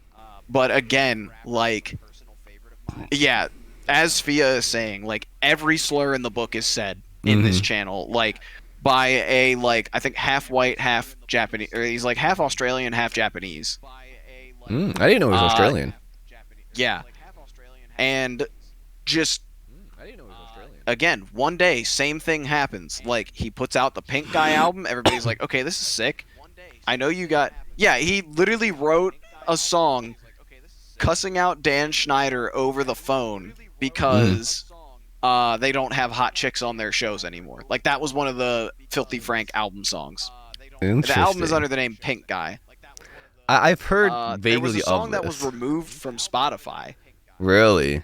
Oh, yeah. That's a whole topic for another day. It's Spotify and what should get removed. That song that is no longer on Spotify is horrible, and I feel like a terrible person every time I laugh at it because it's really goddamn funny. For context, song's called "White Is Right." Okay. And when was this made? 2017. Holy cow! And he got away with it in 2017. That's crazy. That's a little behind the curve. Like, if it was like 2012, 2013, like that's when like Bo Burnham was doing probably 2008, I think. You gotta actually, remember, but still, 2017 was when like Content Cop was like the hot thing on YouTube. Oh yeah. And like everybody was waiting for like the next one of those and stuff. So like this was the end of it. Yeah. And with that Pink Guy album, I think that was him just like swan songing all of like that era. Yeah. But again, puts out his first Joji EP, and like Filthy Frank content just grinds to a halt, stops completely. He never explains it, and like straight up, it's just never brought up, and he dodges like any kind of controversy for that completely. It's so impressive. But see that, like, I don't know anything about him and I guess his snare, but that almost feels like a little cheap. Like, you feel like at least Tyler can like acknowledge it. Like, I feel like you should at least be like, yeah, what I did is wrong. So, like, if he does that, like, and again, I don't know, but the way he got around it, and it's a thing like that was very understood if you were a fan of his, like I was, is that again, he's just playing a character of like every person you meet on the internet, where like that piece of shit who behind anonymity is like gonna say whatever they want to you, because you have no way to drag it back to their name, and they're not gonna get in trouble for it. That's what you think. And I think that's like the wildest part of it is he just straight up didn't get in trouble for it. And like I think that's it, like coming full circle, and it's really funny to me. Yeah, that's but yeah, crazy. It's wild. It's wild. that happened. Yeah, that's. Like, and it never happened to any of the people that were like perpetuating a lot of that. Like, he never Mhm. got taken down. Like, iDubbbz never got taken down. Fucking Leafy disappeared and then came back and just started harassing people, and then got like, I think he got banned on YouTube for like 3 days. Mhm. Sorry, Yeah, I let's like get to talking this about Black that. Parade album tier list. I wish I Yeah. would have listened to the Black Parade at any point recently, because I meant to tell there's you gonna ahead be of some time. songs that I don't remember how they go. Like, I should remember most of this, but I'm just gonna pull it up real quick. See, I just think it's funny because like this was I feel like you were very into like this vibe a long time ago, and like me just now in the past like year or two, I'm just like this is like such a fantastic album. See, I never really was into My Chem. Really? And if I was into anything at all, it was the album before this one, Three Cheers for Sweet Revenge. Honestly, this is the Like, I only album I've like really gotten into by them. Mistake. Three Cheers is so good. I'll have to give it another shot because I feel like I've heard some people say that, but like this album to me just hits different, like thematically. That's messed. What's messed up? My opinion or Paul's opinion is messed up. Kiara's calling one of us out. Probably that, like, I was never a big My Chem fan. Oh, okay. Listen, I'm just gonna say it. There were bands who did the whole concept album thing better. Name one. Panic at the Disco. Panic at the Disco's first album is the best album of all time. And it makes me so sad that Brendan Urie is not a great person. But, like, also, we expected that. I disagree on the. I think this album's better than the Panic. The Panic. I disagree. Better than a Fever You Can't Sweat Out? Yeah. No. I think Yo, ain't no way. Ain't no way you're bringing up that band. Hold on. Crown the Empire. I think I own, like, most of their albums physically. I know I have a vinyl of Retrograde, which, like, isn't the good one. But Crown the Empire is the Fallout. That's another one I would probably say is just, it's a better Black Parade. Maybe not better, but it's a very good concept album in that, like, same vein. I think the It's another songs. band that I also don't think made anything good after their first album, sadly. Like, they had good singles, but, like, album-wise, their first album's where I cut it.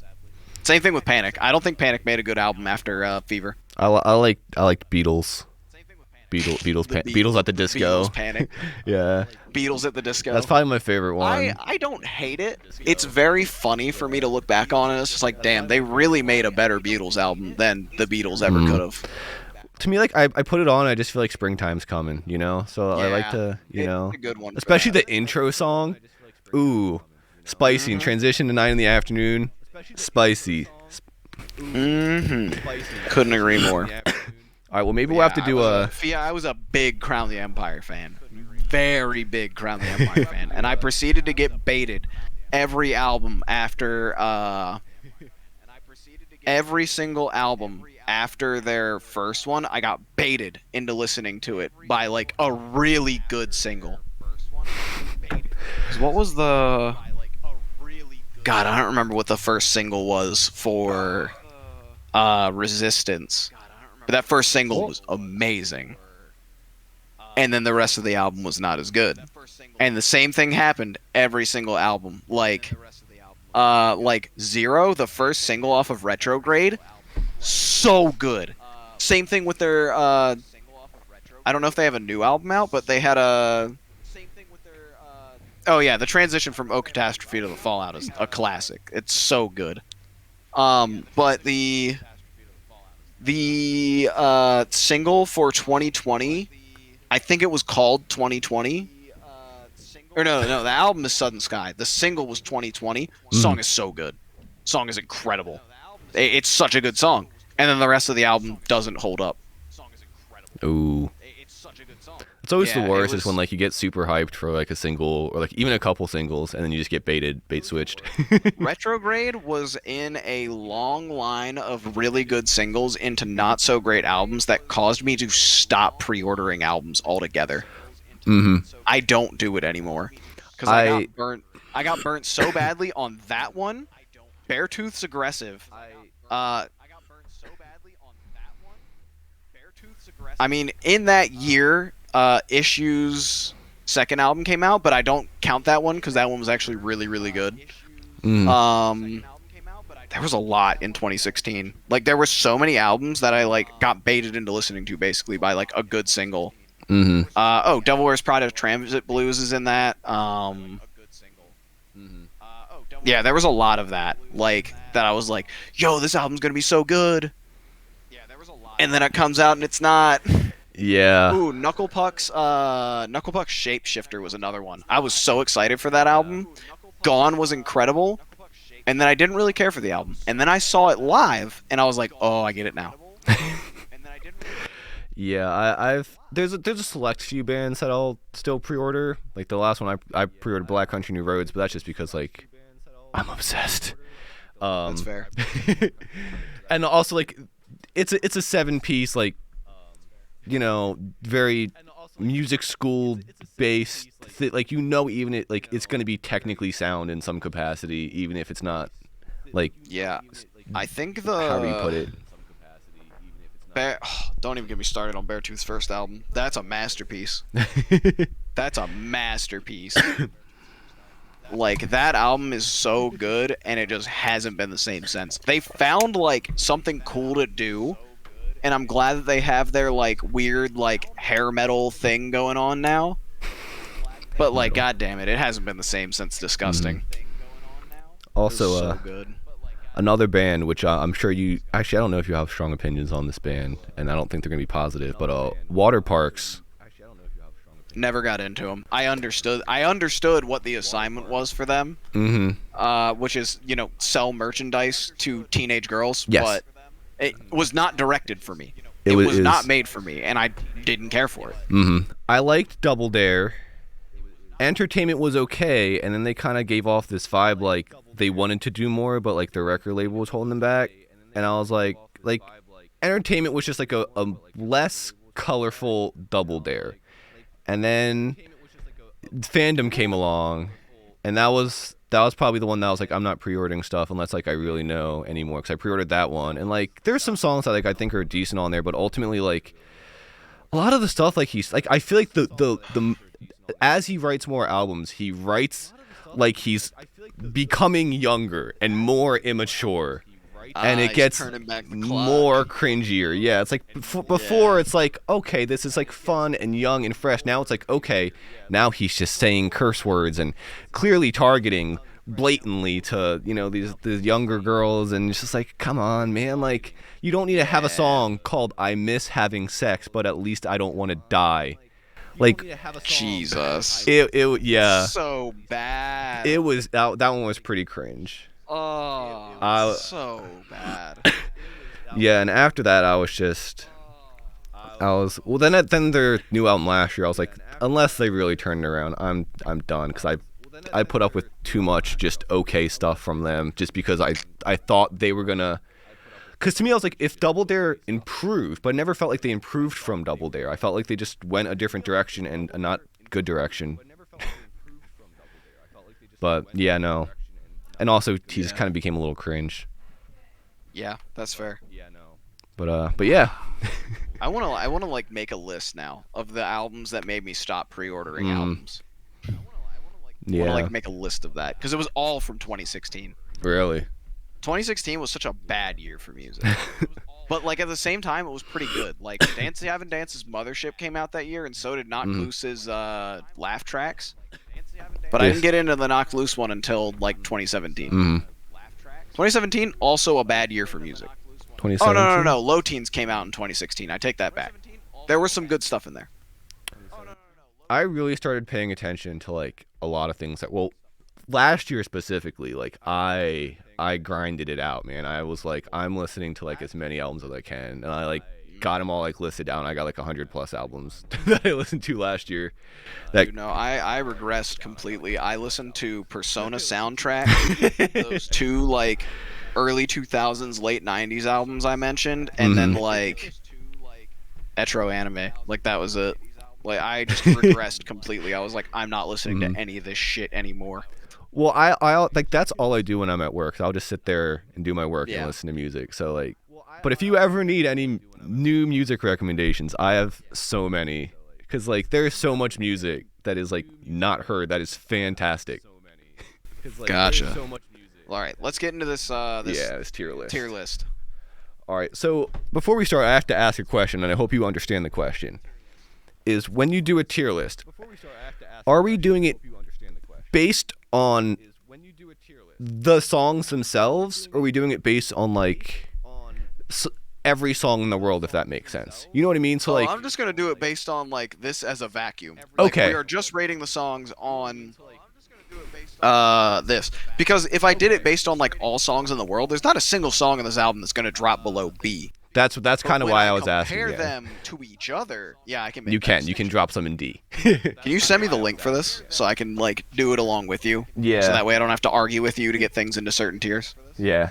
Well, that's what I was gonna originally try to do if I could get your Get like face dual up. screen going. Yeah, is let you do one and then I do one, then we can like compare or something. But I'll send mine at the end. People will just have to keep track in their heads.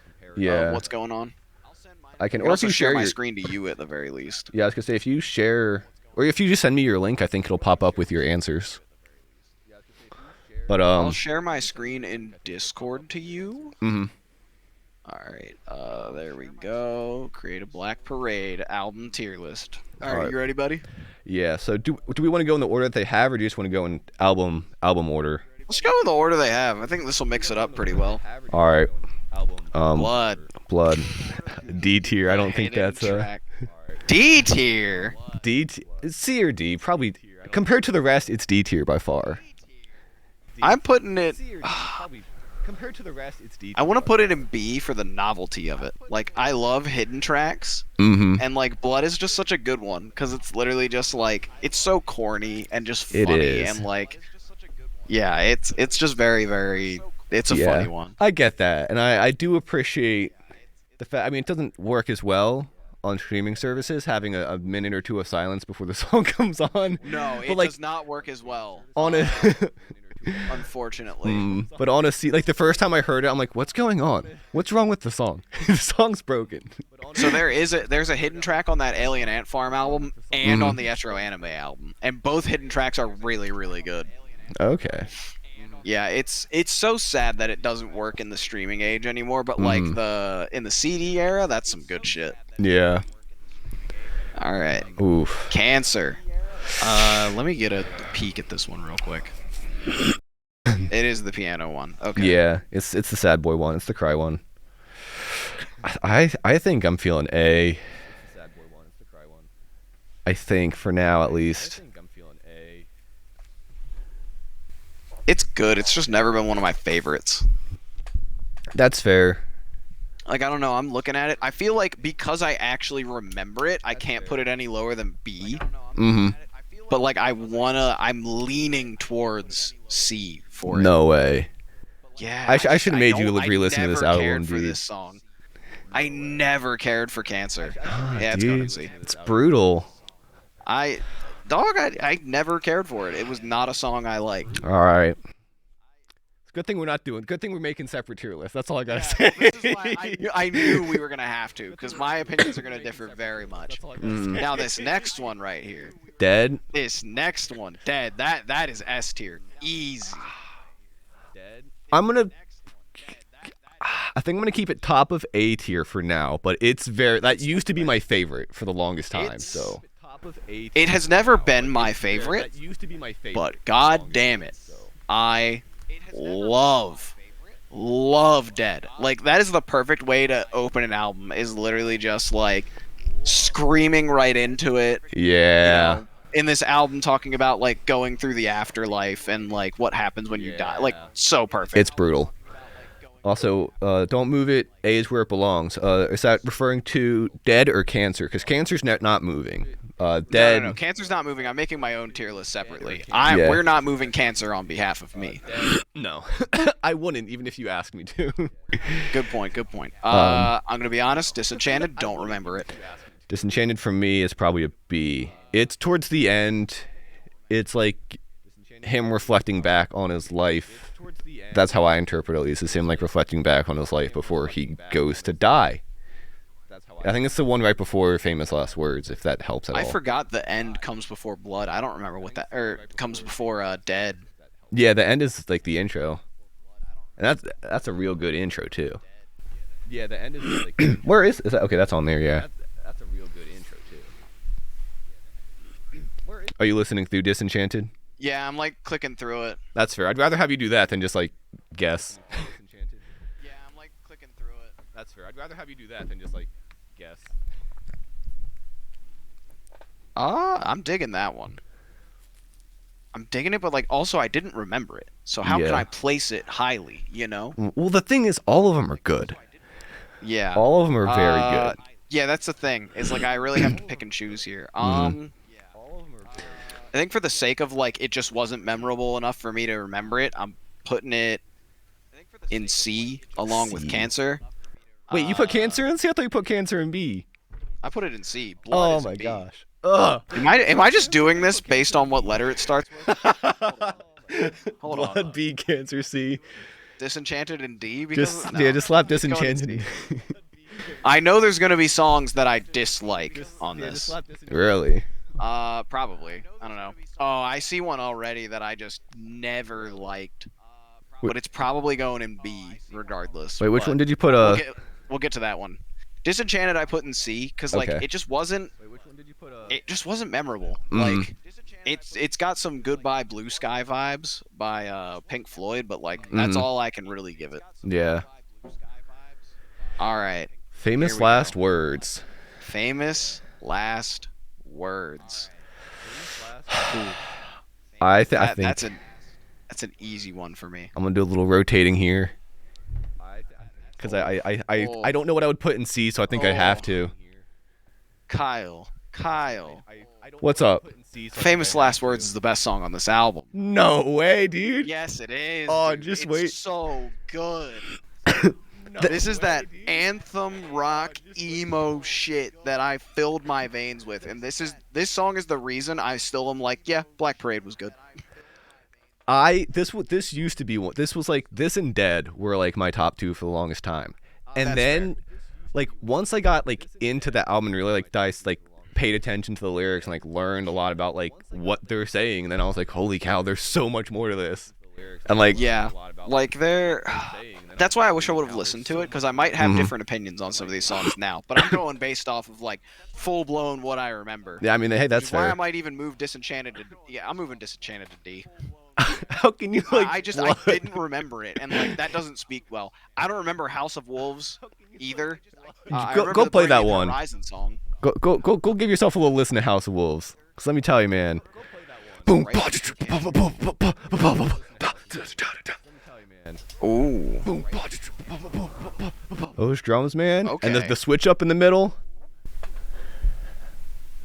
Oh, okay. And the switch up in the middle. I remember this now. I think that's gotta be an S tier for me. So there's a switch up? A little switch up. It's not like super crazy or anything. They just go bum bum bum, and then go out, bat around like the devil, cause he's never gonna leave you alone. Bum bum bum. And it kind of bangs. I need to get into listening to Bring Me the Horizon because I like a lot of their newer stuff, but I never like went back. Like Ludens goes so hard. Oh, Bring Me the Horizon has always been an incredible band, and they're so ahead of everybody. Like every time they put out music. House of Wolves. Yeah, I'm putting that in C. That's some jazzy shit right there. I see that it's on S for you. I just like that you're like, oh yeah, House of Wolves. Oh yeah, this is definitely C tier. You're like, Yeah, I didn't remember it, Kyle. It's not memorable for me. that okay. But I liked it better than Disenchanted, Yeah, that's fair. so I will give it that. I Don't Love You. I don't remember that one either. That was. I'm trying to think.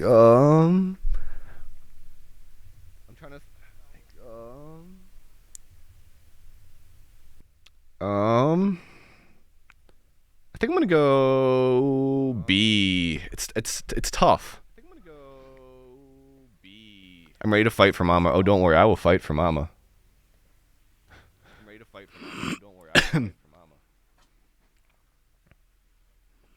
I think Paul's listening back to I Don't Love You. It's hard for me to rank these because to me a lot of these like there's all of them are so strong when you put them together. So I like ranking them, and now that like I've put them together, it's hard for me to like take that weight that they hold in that album away from them, if that makes sense. I'm not digging I Don't Love You. Yeah. It's Again, my nice like glean through it doesn't give me a full picture, but I was just like, not digging it, didn't remember it. Honestly, it I think goes down into the D for me. I think I'm moving it down to C just because you said that. Honestly, I was torn between high C and B, so That's fair. Now, Mama. This Mama. is a song I remember. That's S tier. That's S tier, baby. Oh, really? That's a where spicy you're putting meatball. that? Absolutely. I think. I could rant about this song forever. I feel bad putting it where I'm gonna put it, but also like it's definitely there. Where are you putting it, man? I'm putting it in B. Like it's a very solid song, but like I don't know. There's just lines in it. It's fucking cringy. I'm gonna say it. It's fucking cringy. How? The like, mama, we all go to hell. Like, shut up. Yeah, but it's to me, right? Is this entire album? Here we go. Argument time. This entire album, right?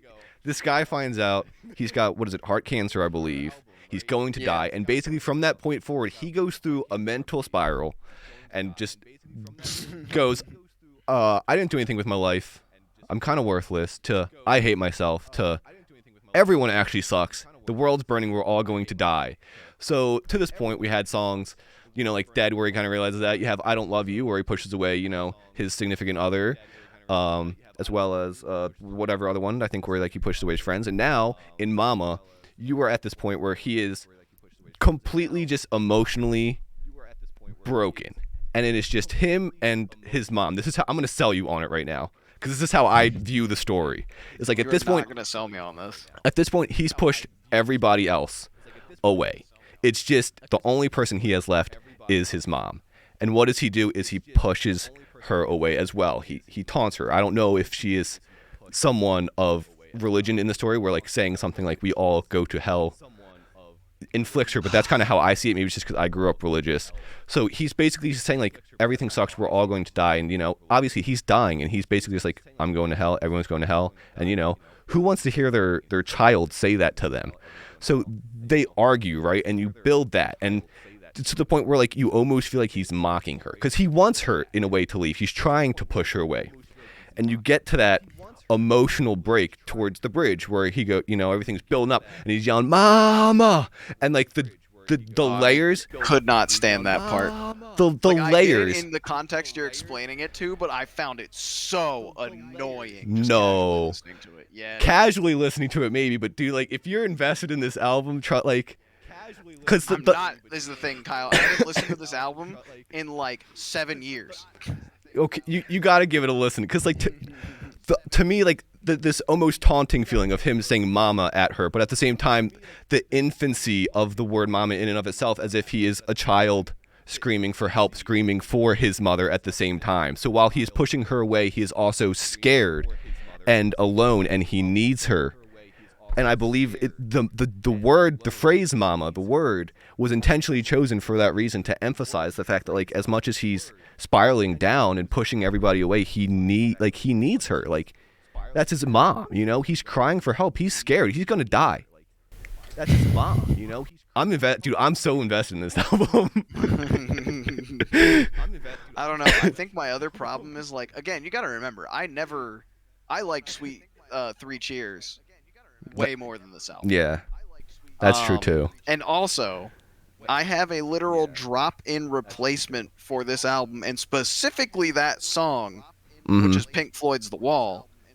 And I think Mother by Pink Floyd captures a like mother-son relationship at like a very different stage, and I like it better that way. That's fair. Of like just this kid being very, very confused at everything that is going on around him, and basically being like, "Mom, why are they dropping bombs on us?"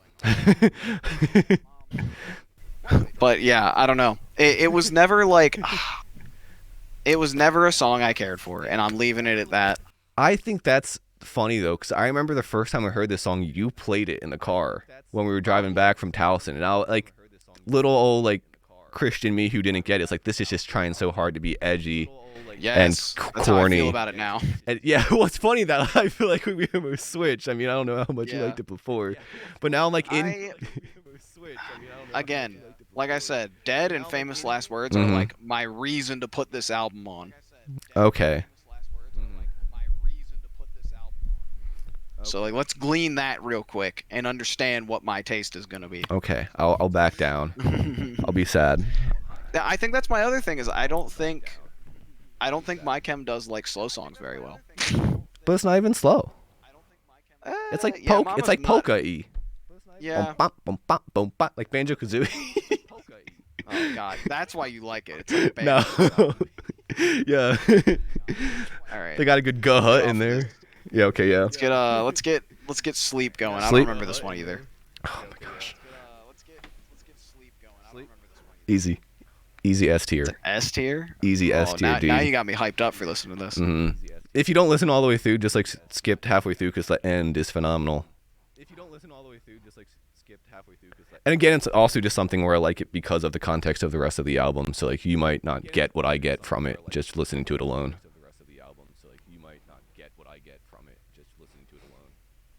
Yes. Yes.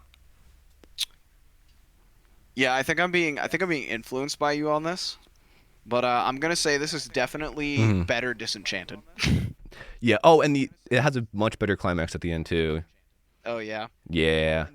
All right, I'm putting it in B. That's as high as I can put it for not remembering it, but like that's the best one I've heard that I didn't remember so far.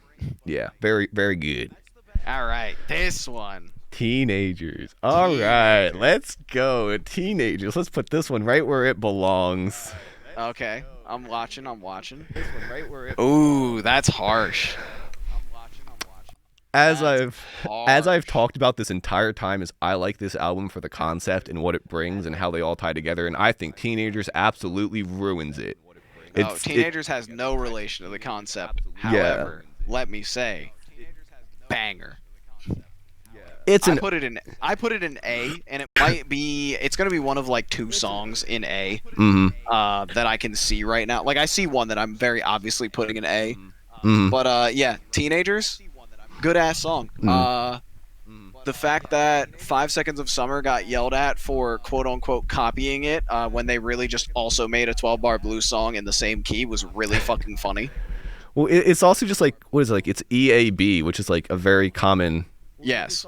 Like 145 was like 145. The thing with Teenagers for me though is this was so like ingrained in me. Like this was in a bunch of video game soundtracks. Like oh my god, Teenagers just go hard. Songs was fun. I liked it until basically like I got really into like the album and the concept and presenting everything. No, I get that for sure. Because it That's comes good reasoning to not like it. It comes right after Sleep, and Sleep is basically like the emotional climax. Like the end is basically, is this guy just gonna die and give up, or is he going to like try and stay awake and be alive? And then it goes to Teenagers, and you're like, what? Are you kidding me? My thing is like, Teenagers is that right amount of cringe where I can be like, this is like parody cringe almost. It's teenage rebellion. Whereas like some of the other stuff on this, I'm just like, this is edgy for edginess' sake. But like Teenagers, I'm like, this is funny, whether they meant it to be or not. It is a little silly. But also, isn't there like a line about a gun? Like, is that actually like I never looked into it because I never cared enough. Oh yeah, there absolutely is. But like, I know there were rumors about it being about a school shooter, which I just thought was a little weird. Oh, it definitely is. The end. 2006. Woo! Missed the best year of all time by 1 year. Wait, what was that? 2006. Missed the best year of all time by 1 year. Oh, this wait, is 2006 the best year of all time? No. 2005 is the best year of all time. Is that when Fall Out Boys Let me run you down the line here. We got From Under the Cork Tree, Fall Out Boy. Beaver You Can't Sweat Out, Panic at the Disco. Demon Days by Gorillaz. We've got Resident Evil 4's release. We got a lot more shit. But god damn it, dude. 2005, something was I've heard him talk about this before. Yeah, I have absolutely gone on a rant about 2005 before. I could have swore Good Demon ass Days year. was like 2002 or 2003. I did not realize their it was first that album late. was 2001. Demon Days I thought it was was 05. 99. No, their first album was 2001. I'm dumb. Big Gorillaz fan. However, I'm gonna say it. Demon Days is not their best album. Which one is Plastic the Plastic Beach guy? Yeah, I think I agree Yeah. with you. That's an album I would love to do a tier list for. I'd have to listen to that one a bit more, but I would be down for that one. Oh, most definitely. A bit more. All right, let me listen to the end because I don't remember how this goes, but it's the intro. It's very short. I'm gonna put an 8 here though. I think it does its job phenomenally well. Oh, I love this. Yeah, it's very Pink Floydian-esque I'm agreeing. as well. That's A tier. That's A Yeah. tier. Yeah, that's an easy A tier. And then how it transitions into Dead. Yeah, So good. it's a good one. Ooh, let me tell you, this next one. Woo! The Sharpest Lives. Mm-hmm. I gotta actually pull this one. I get The Sharpest Lives and This Is How I Disappear mixed up all the time. It's the classic song that like was kind of big for some reason, and I just don't like. It's going in D tier for me. Yeah, it's the best way I can describe it is it's like what is it? Match Into Water by Pierce the Veil. I can't stand that song. And that was like a hit for them. I don't know why. I just don't like The Sharpest Lives. I like it. I'm gonna put it in B tier. That's fair. See, and that's the thing is it's one that I probably would like based on my other tastes, but I just don't like this one. Like I think I never understood what they were saying really. And I'm just like, Give me a shot to remember, and you can take all the pain away from me.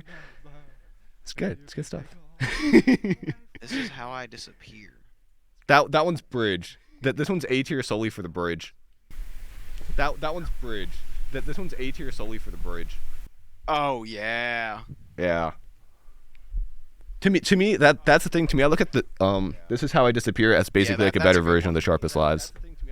Yes, They give agree very similar wholeheartedly. energy, but I like This Is How I Disappear better. I'm between A and B on this one Yeah. because I really like it, but also I didn't remember it. But maybe it grew. You know what? Maybe it grew. Did you get to the bridge? Listen to the bridge. It's definitely better than Blood, so it's going in A tier.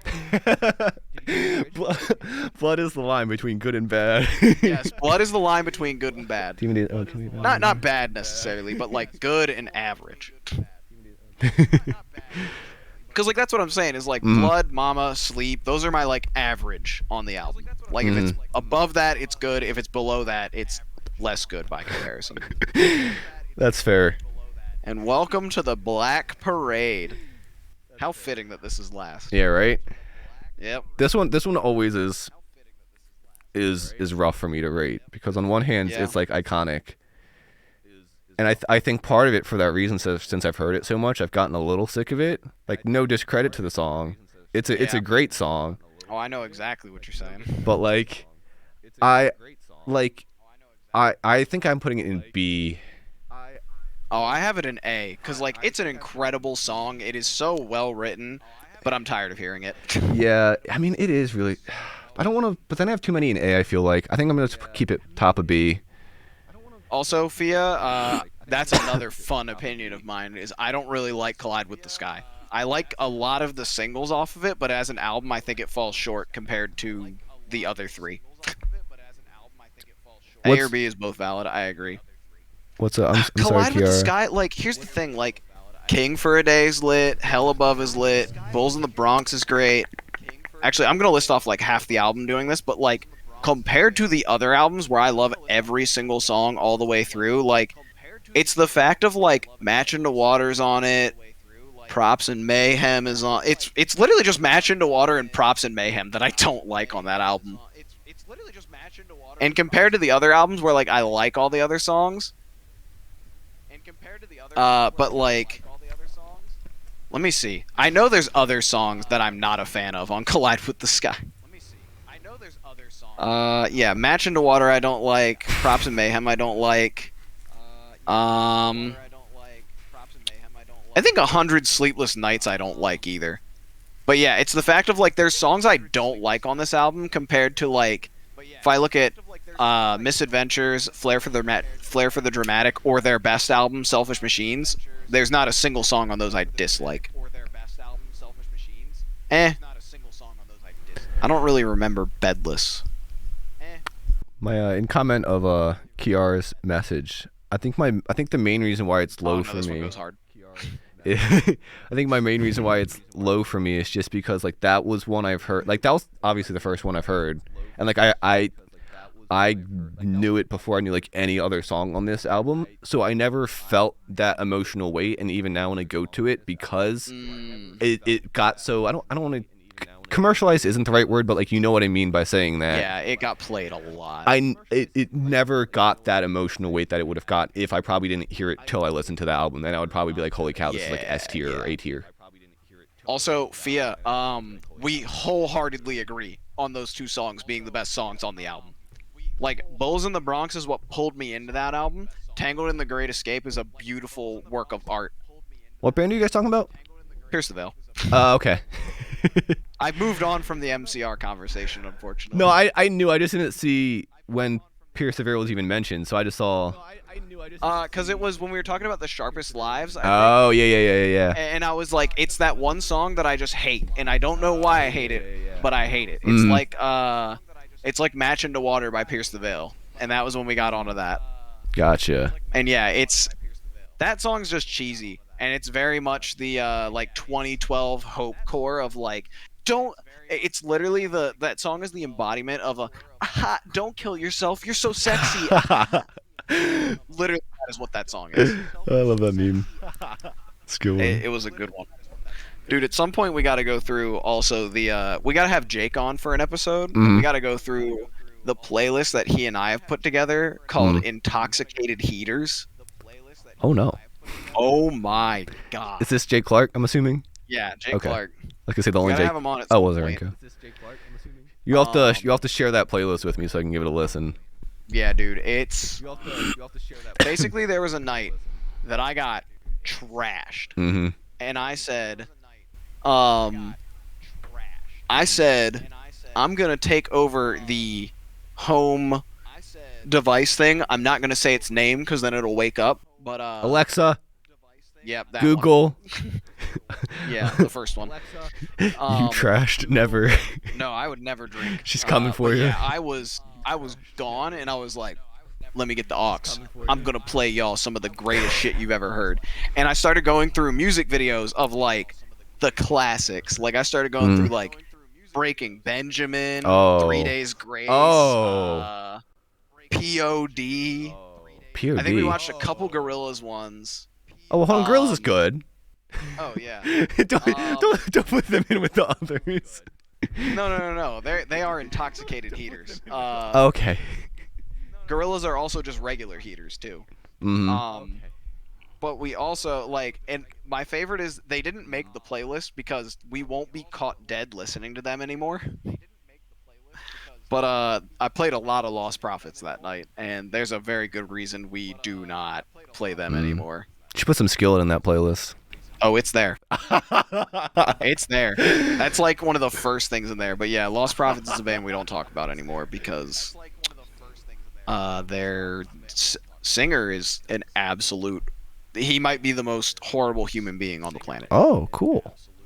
Yeah, him and his wife had like a young child pedophile ring, and that was heartbreaking because that was one of my like growing up bands. Yeah, you can't and like do to that. watch it fall apart because of that, I was like, oh my god, this sucks. Yeah, that's frowned upon in society typically, and also illegal. I would say so. I would say I'm very anti that. Yeah, the Not Very Radio podcast is anti that. Yeah. I don't even want to say it. Like I feel dirty saying that. That's why I just said that. Yeah, no, that's why I don't. That's why you don't want to talk about it. Yeah. But again, like that album, Liberation Transmission. Holy shit, it's so good. But yeah, first two songs on it are Rebirthing by Skillet and Whispers in the Dark by Skillet. Dude, I remember a couple years ago I went back and listened to Monster by Skillet, and I was just like, what? Like in my head it sounded so... No! Like the end part, I remember like at the end part where like they hit the final last one, he goes, "Feel like a monster." Like it's this super like thin sounded, like awkwardly distorted vocal, and like in my head, like as a kid, I like it was just him screaming it. And like I listen back, I'm like, this is so processed and sounds like garbage. It doesn't sound like heavy actually at all. Like it's all. I was like, what is this? I was like, in my head, this was like the Yeah. pinnacle of metal music in Yeah, middle Monster school. by Skillet and Hero by Skillet are also on this playlist. Mm. Uh, What else? There's just so much good shit on this. I feel like I can get rid of Glycerine. That song's funny, but it doesn't go well with the rest of it because it's so slow. do you have any Family Force 5 on there? I don't think I do. It's a very important band. Oh, I don't think I do. It's gotta get added. I hate the fact that they just disappeared. I think it's okay. I could go for some more funny No. chuckles. No, I think they got out right when they needed I think they should transition to hyperpop. Okay, that would be kind of fun. Beat at 100 gex. I love that the end of it is just all Incubus because I added all that later. Hold on, we gotta get some fucking Sober you with like drunk me will like this. yeah. Sober you with like I can't wait for my like listening to be fucked. yeah. I also At your love end that of the their year. I love that their picture on it is literally just the two brothers that stayed in the band. Well, they changed. I'm pretty sure they have two different Spotify's now. They have FF5 and Family Force 5. Oh my god. Yeah. So I'll They released an album in 2021? what? Wait, what? I Hold missed on. this? No way. Oh no, it's a best of. It's a best of. Because there's Dance or Die, Country Gentleman, Fever. You got me excited, man. Wait, what? I did not know they even released anything. Is this just these songs but Crouton doing vocals? Is it actually? Family Force? What the heck?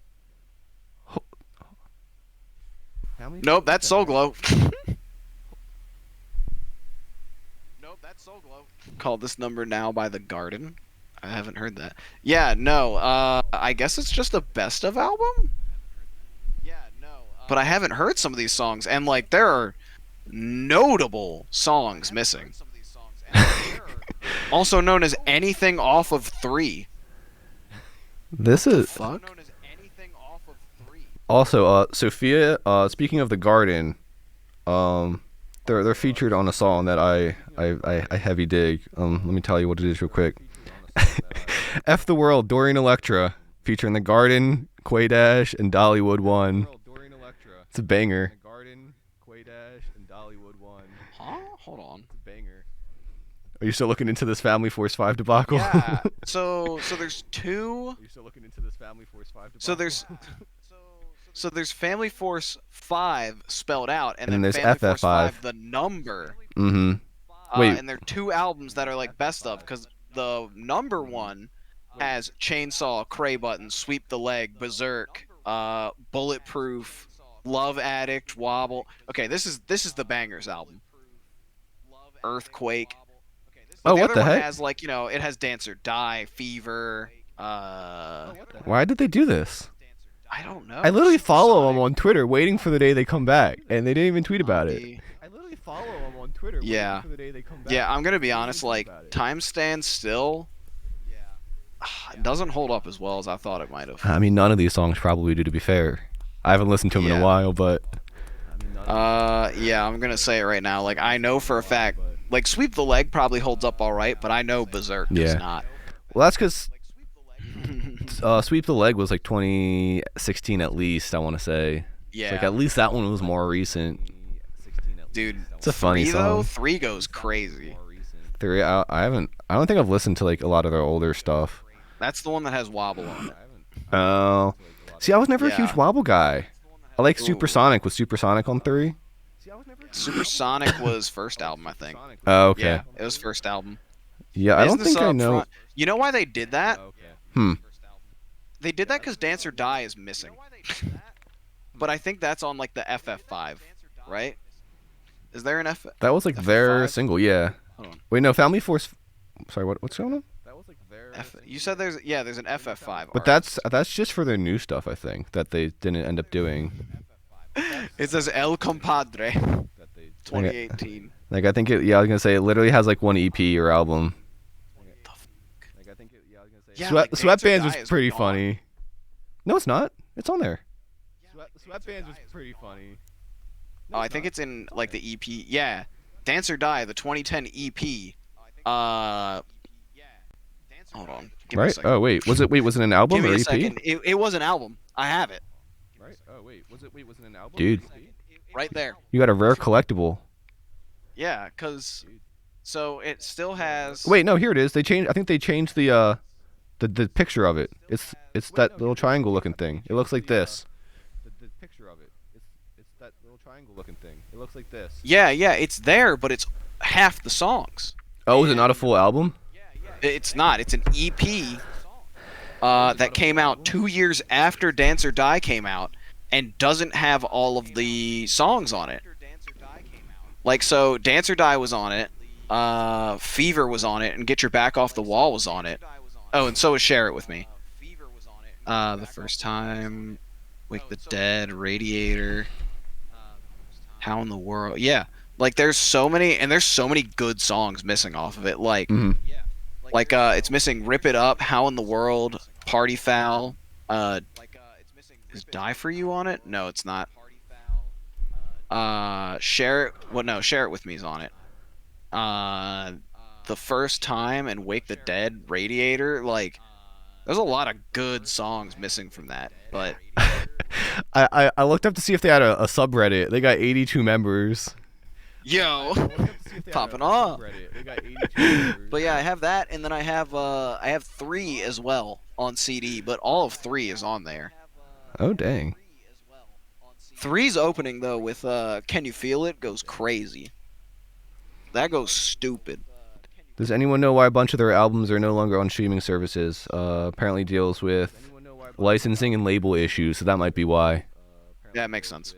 Yeah, I saw like 3 different labels. So it was like EMI, Tooth and Nail, and it was like TMG, some media group or something. So there's like 3 labels involved with Dance or Die. So Oh wow. there's a good chance that that's like the issue of it, and that's probably like the same thing of why they did this Family Force 5 album. Mm-hmm. To get everything together. Well, probably to get versions of their songs that they have like all the rights to, or at least like releases of them. Yeah. Oh, apparently. Oh, good old 3.5 with Zombie and Cray Button. Cray Button. Cray Button. Where there was a Cray Button featuring Lecrae. Yeah, dude. All the Christian rapper dude. hype. Dude, we gotta go on a Christian rapper episode at some point. No. We can't dive into this now. I got into him for a little bit. There was Lecrae. Was Thistle one of them? Flame. Flame was the guy that tried to sue Katy Perry for the Dark Horse thing. Oh, there he is. Thistle. For the Dark Horse thing. Yeah, there he is. Also, I ain't turning back. I haven't heard Supersonic by Skrillex. No, I actually never really got into them. Oh, there it is. Windows down. What's Windows? Yes, sir. Oh, I'm back. I'm old. Put your windows down. Crank the music up. Let's roll. We should just do a This shit goes crazy. Oh my god. a Family Force 5 iceberg video. The Family Force. I don't think there's enough there. I don't think there's enough there. They're apps. We can pad it out. I gotta see if my dad still has the old. There was an old. We gotta do a whole episode on like the Christian music kid pipeline. Yeah. Cause like going from like, cause like I could do a whole like 2-hour dissertation on Toby Mac. See, I never got super into like you feel like I would, but I never got super into like the Christian music section. Like I had like my The first thing that came up was Toby Fox. Hey. It knows where I wanted to be. Yeah. the best Christian song of all time, Megalovania Megalovania. is not the top song. Since the Pope listened to it. No, no, no. Megalovania is not the top song for Toby Fox on Spotify. No, is it the new one? It's No. like something dreams. No, it's Fallen Down. I think it's the first song on that. Eh. No. What? What is that one? No.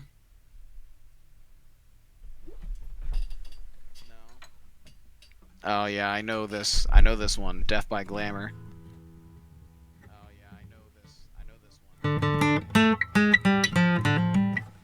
I mean, of course we got Megalovania. I'm just gonna leave my Spotify having played Megalovania last, and I want people to ask me questions.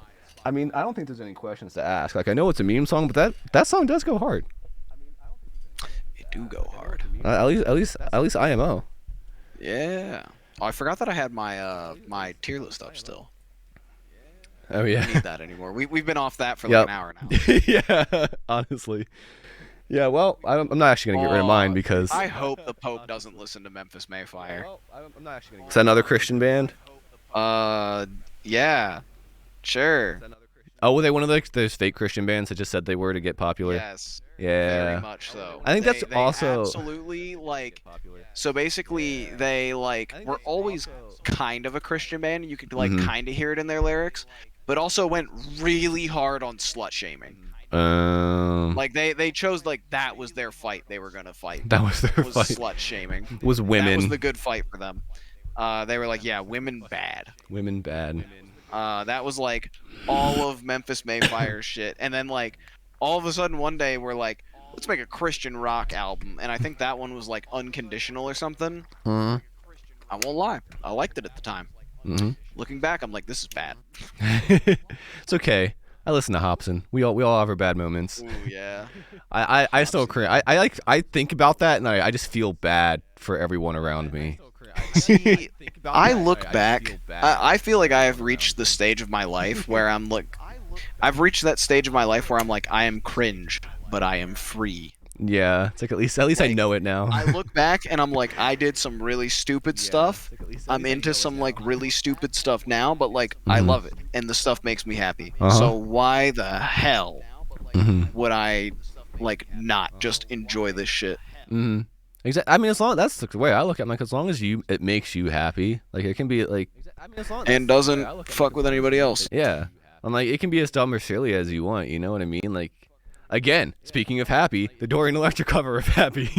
Oh my god. Like, No, that one should be banned by law. no, like, I showed that to Dee, and she's like, "Is this like an ironic thing that you listen to?" I'm like, "Well, no, because like they definitely made it in an ironic way. Like, they were definitely aware of what they were doing when writing that song, and I appreciate what they did to that song." Yes, Fia, I'm seeing that. They had a song called The Sinner. Funny enough, they had that song, and then 2 albums later was when they were like, we're gonna make a gospel album, but like metal gospel. Metal gospel, it's cool. Yeah, they didn't transition. They had to make the slut shaming album first. Then they made the heavy, very heavy Christian album. Yeah. Nah, the only like really good Christian bands were like, Under Oath when they were a Christian band, Devil Wears Prada when they were a Christian band, and then August Burns Red, who is still a Christian band, funny enough. Did you ever listen to a Manchester Orchestra? I have listened to it here and there. I don't know if both roommates love it, but one of my roommates really loves it. I'm a big Manny Worky. It seemed really cool, but I never like really got into it. Yeah, I got into it like We should you should like get a note thing, and we should type in some of these ideas for like shows and stuff. Let me, The real question is, are you gonna upload this podcast to Spotify so I can listen back to it? I don't know how to do that. You're gonna have to. I You're gonna don't have to either, dude. provide me notes. I was just gonna put it on YouTube probably. If I can figure out how, eventually I will. Yeah. But I'll have to. That'll be. I will actually share this. I'll be like, come listen to me give bad opinions on music. Yeah. Which is like so funny because people are like, oh, you should have great opinions on it. You make music, and I'm like, no, it made me worse. Well, everybody It made me has so much worse. different tastes, and that's the thing. It's like everybody thinks their taste in music is the best, including me, because it is the best. Yes. I rest my case. But and that's something I kind of learned is because I had a small little phase where I was like, oh, Billie Eilish, what's that? It's like mainstream, and now I'm like, oh, Billie Eilish is sick. I love Billie Eilish. But like I couldn't because I was like, oh, that's too mainstream, and she's just a child. What does she know? And I'm like, how to make good music. That's what. Yeah, exactly. It's like That much, at least. it's like, and that's kind of where I'm at. I'm like, if I enjoy the music, that's what it is. I don't have to like think so deep about everything. Yeah. All right. Life's great when you stop caring. Yeah. Well, And not like in the I don't want to go on way, but like when you just stop caring about what other people think, Mhm. great. Like literally behind me, you can actually see them in the face cam. I have 2 hardback like Homestuck books. And at this point, I'm just like, you know what? This was a big part of my life, and I loved it in high school. And it's like, why shouldn't I just enjoy that? Yeah, And just like, accept it. it was fun. Like, I have a whole shelf of just Shin Megami Tensei and Persona games. I have my other 3 favorite franchises in the next shelf over. You just gotta embrace it, man. Yeah, That's you what just gotta I've been embrace working on doing. being It's a just giant dork. yeah. Like, it's one of those things where I look at it and I'm like, dog, I play like semi-pro Halo. There's no going back. There's no going back. Well, I mean, you got ranked up though. I mean, it's like you're really going though. We did, in fact, get moved up a division, and that shit is still wild to me. And I'm still pissed we got to play 2 games this week. And also have to do 2 makeup games at some point over the course of this season. But you're gonna win them all. So to recap, I haven't listened to Black Parade. Black Parade in ages, and Kyle and I's tastes on that album vary very much. I thought it was gonna be very similar to. Cause I thought you were gonna have Mama up there. I thought at least you were gonna have Mama. I don't know why. I think it's just because you showed it to me. I thought at least you were gonna have Mama. I don't know why. Yeah.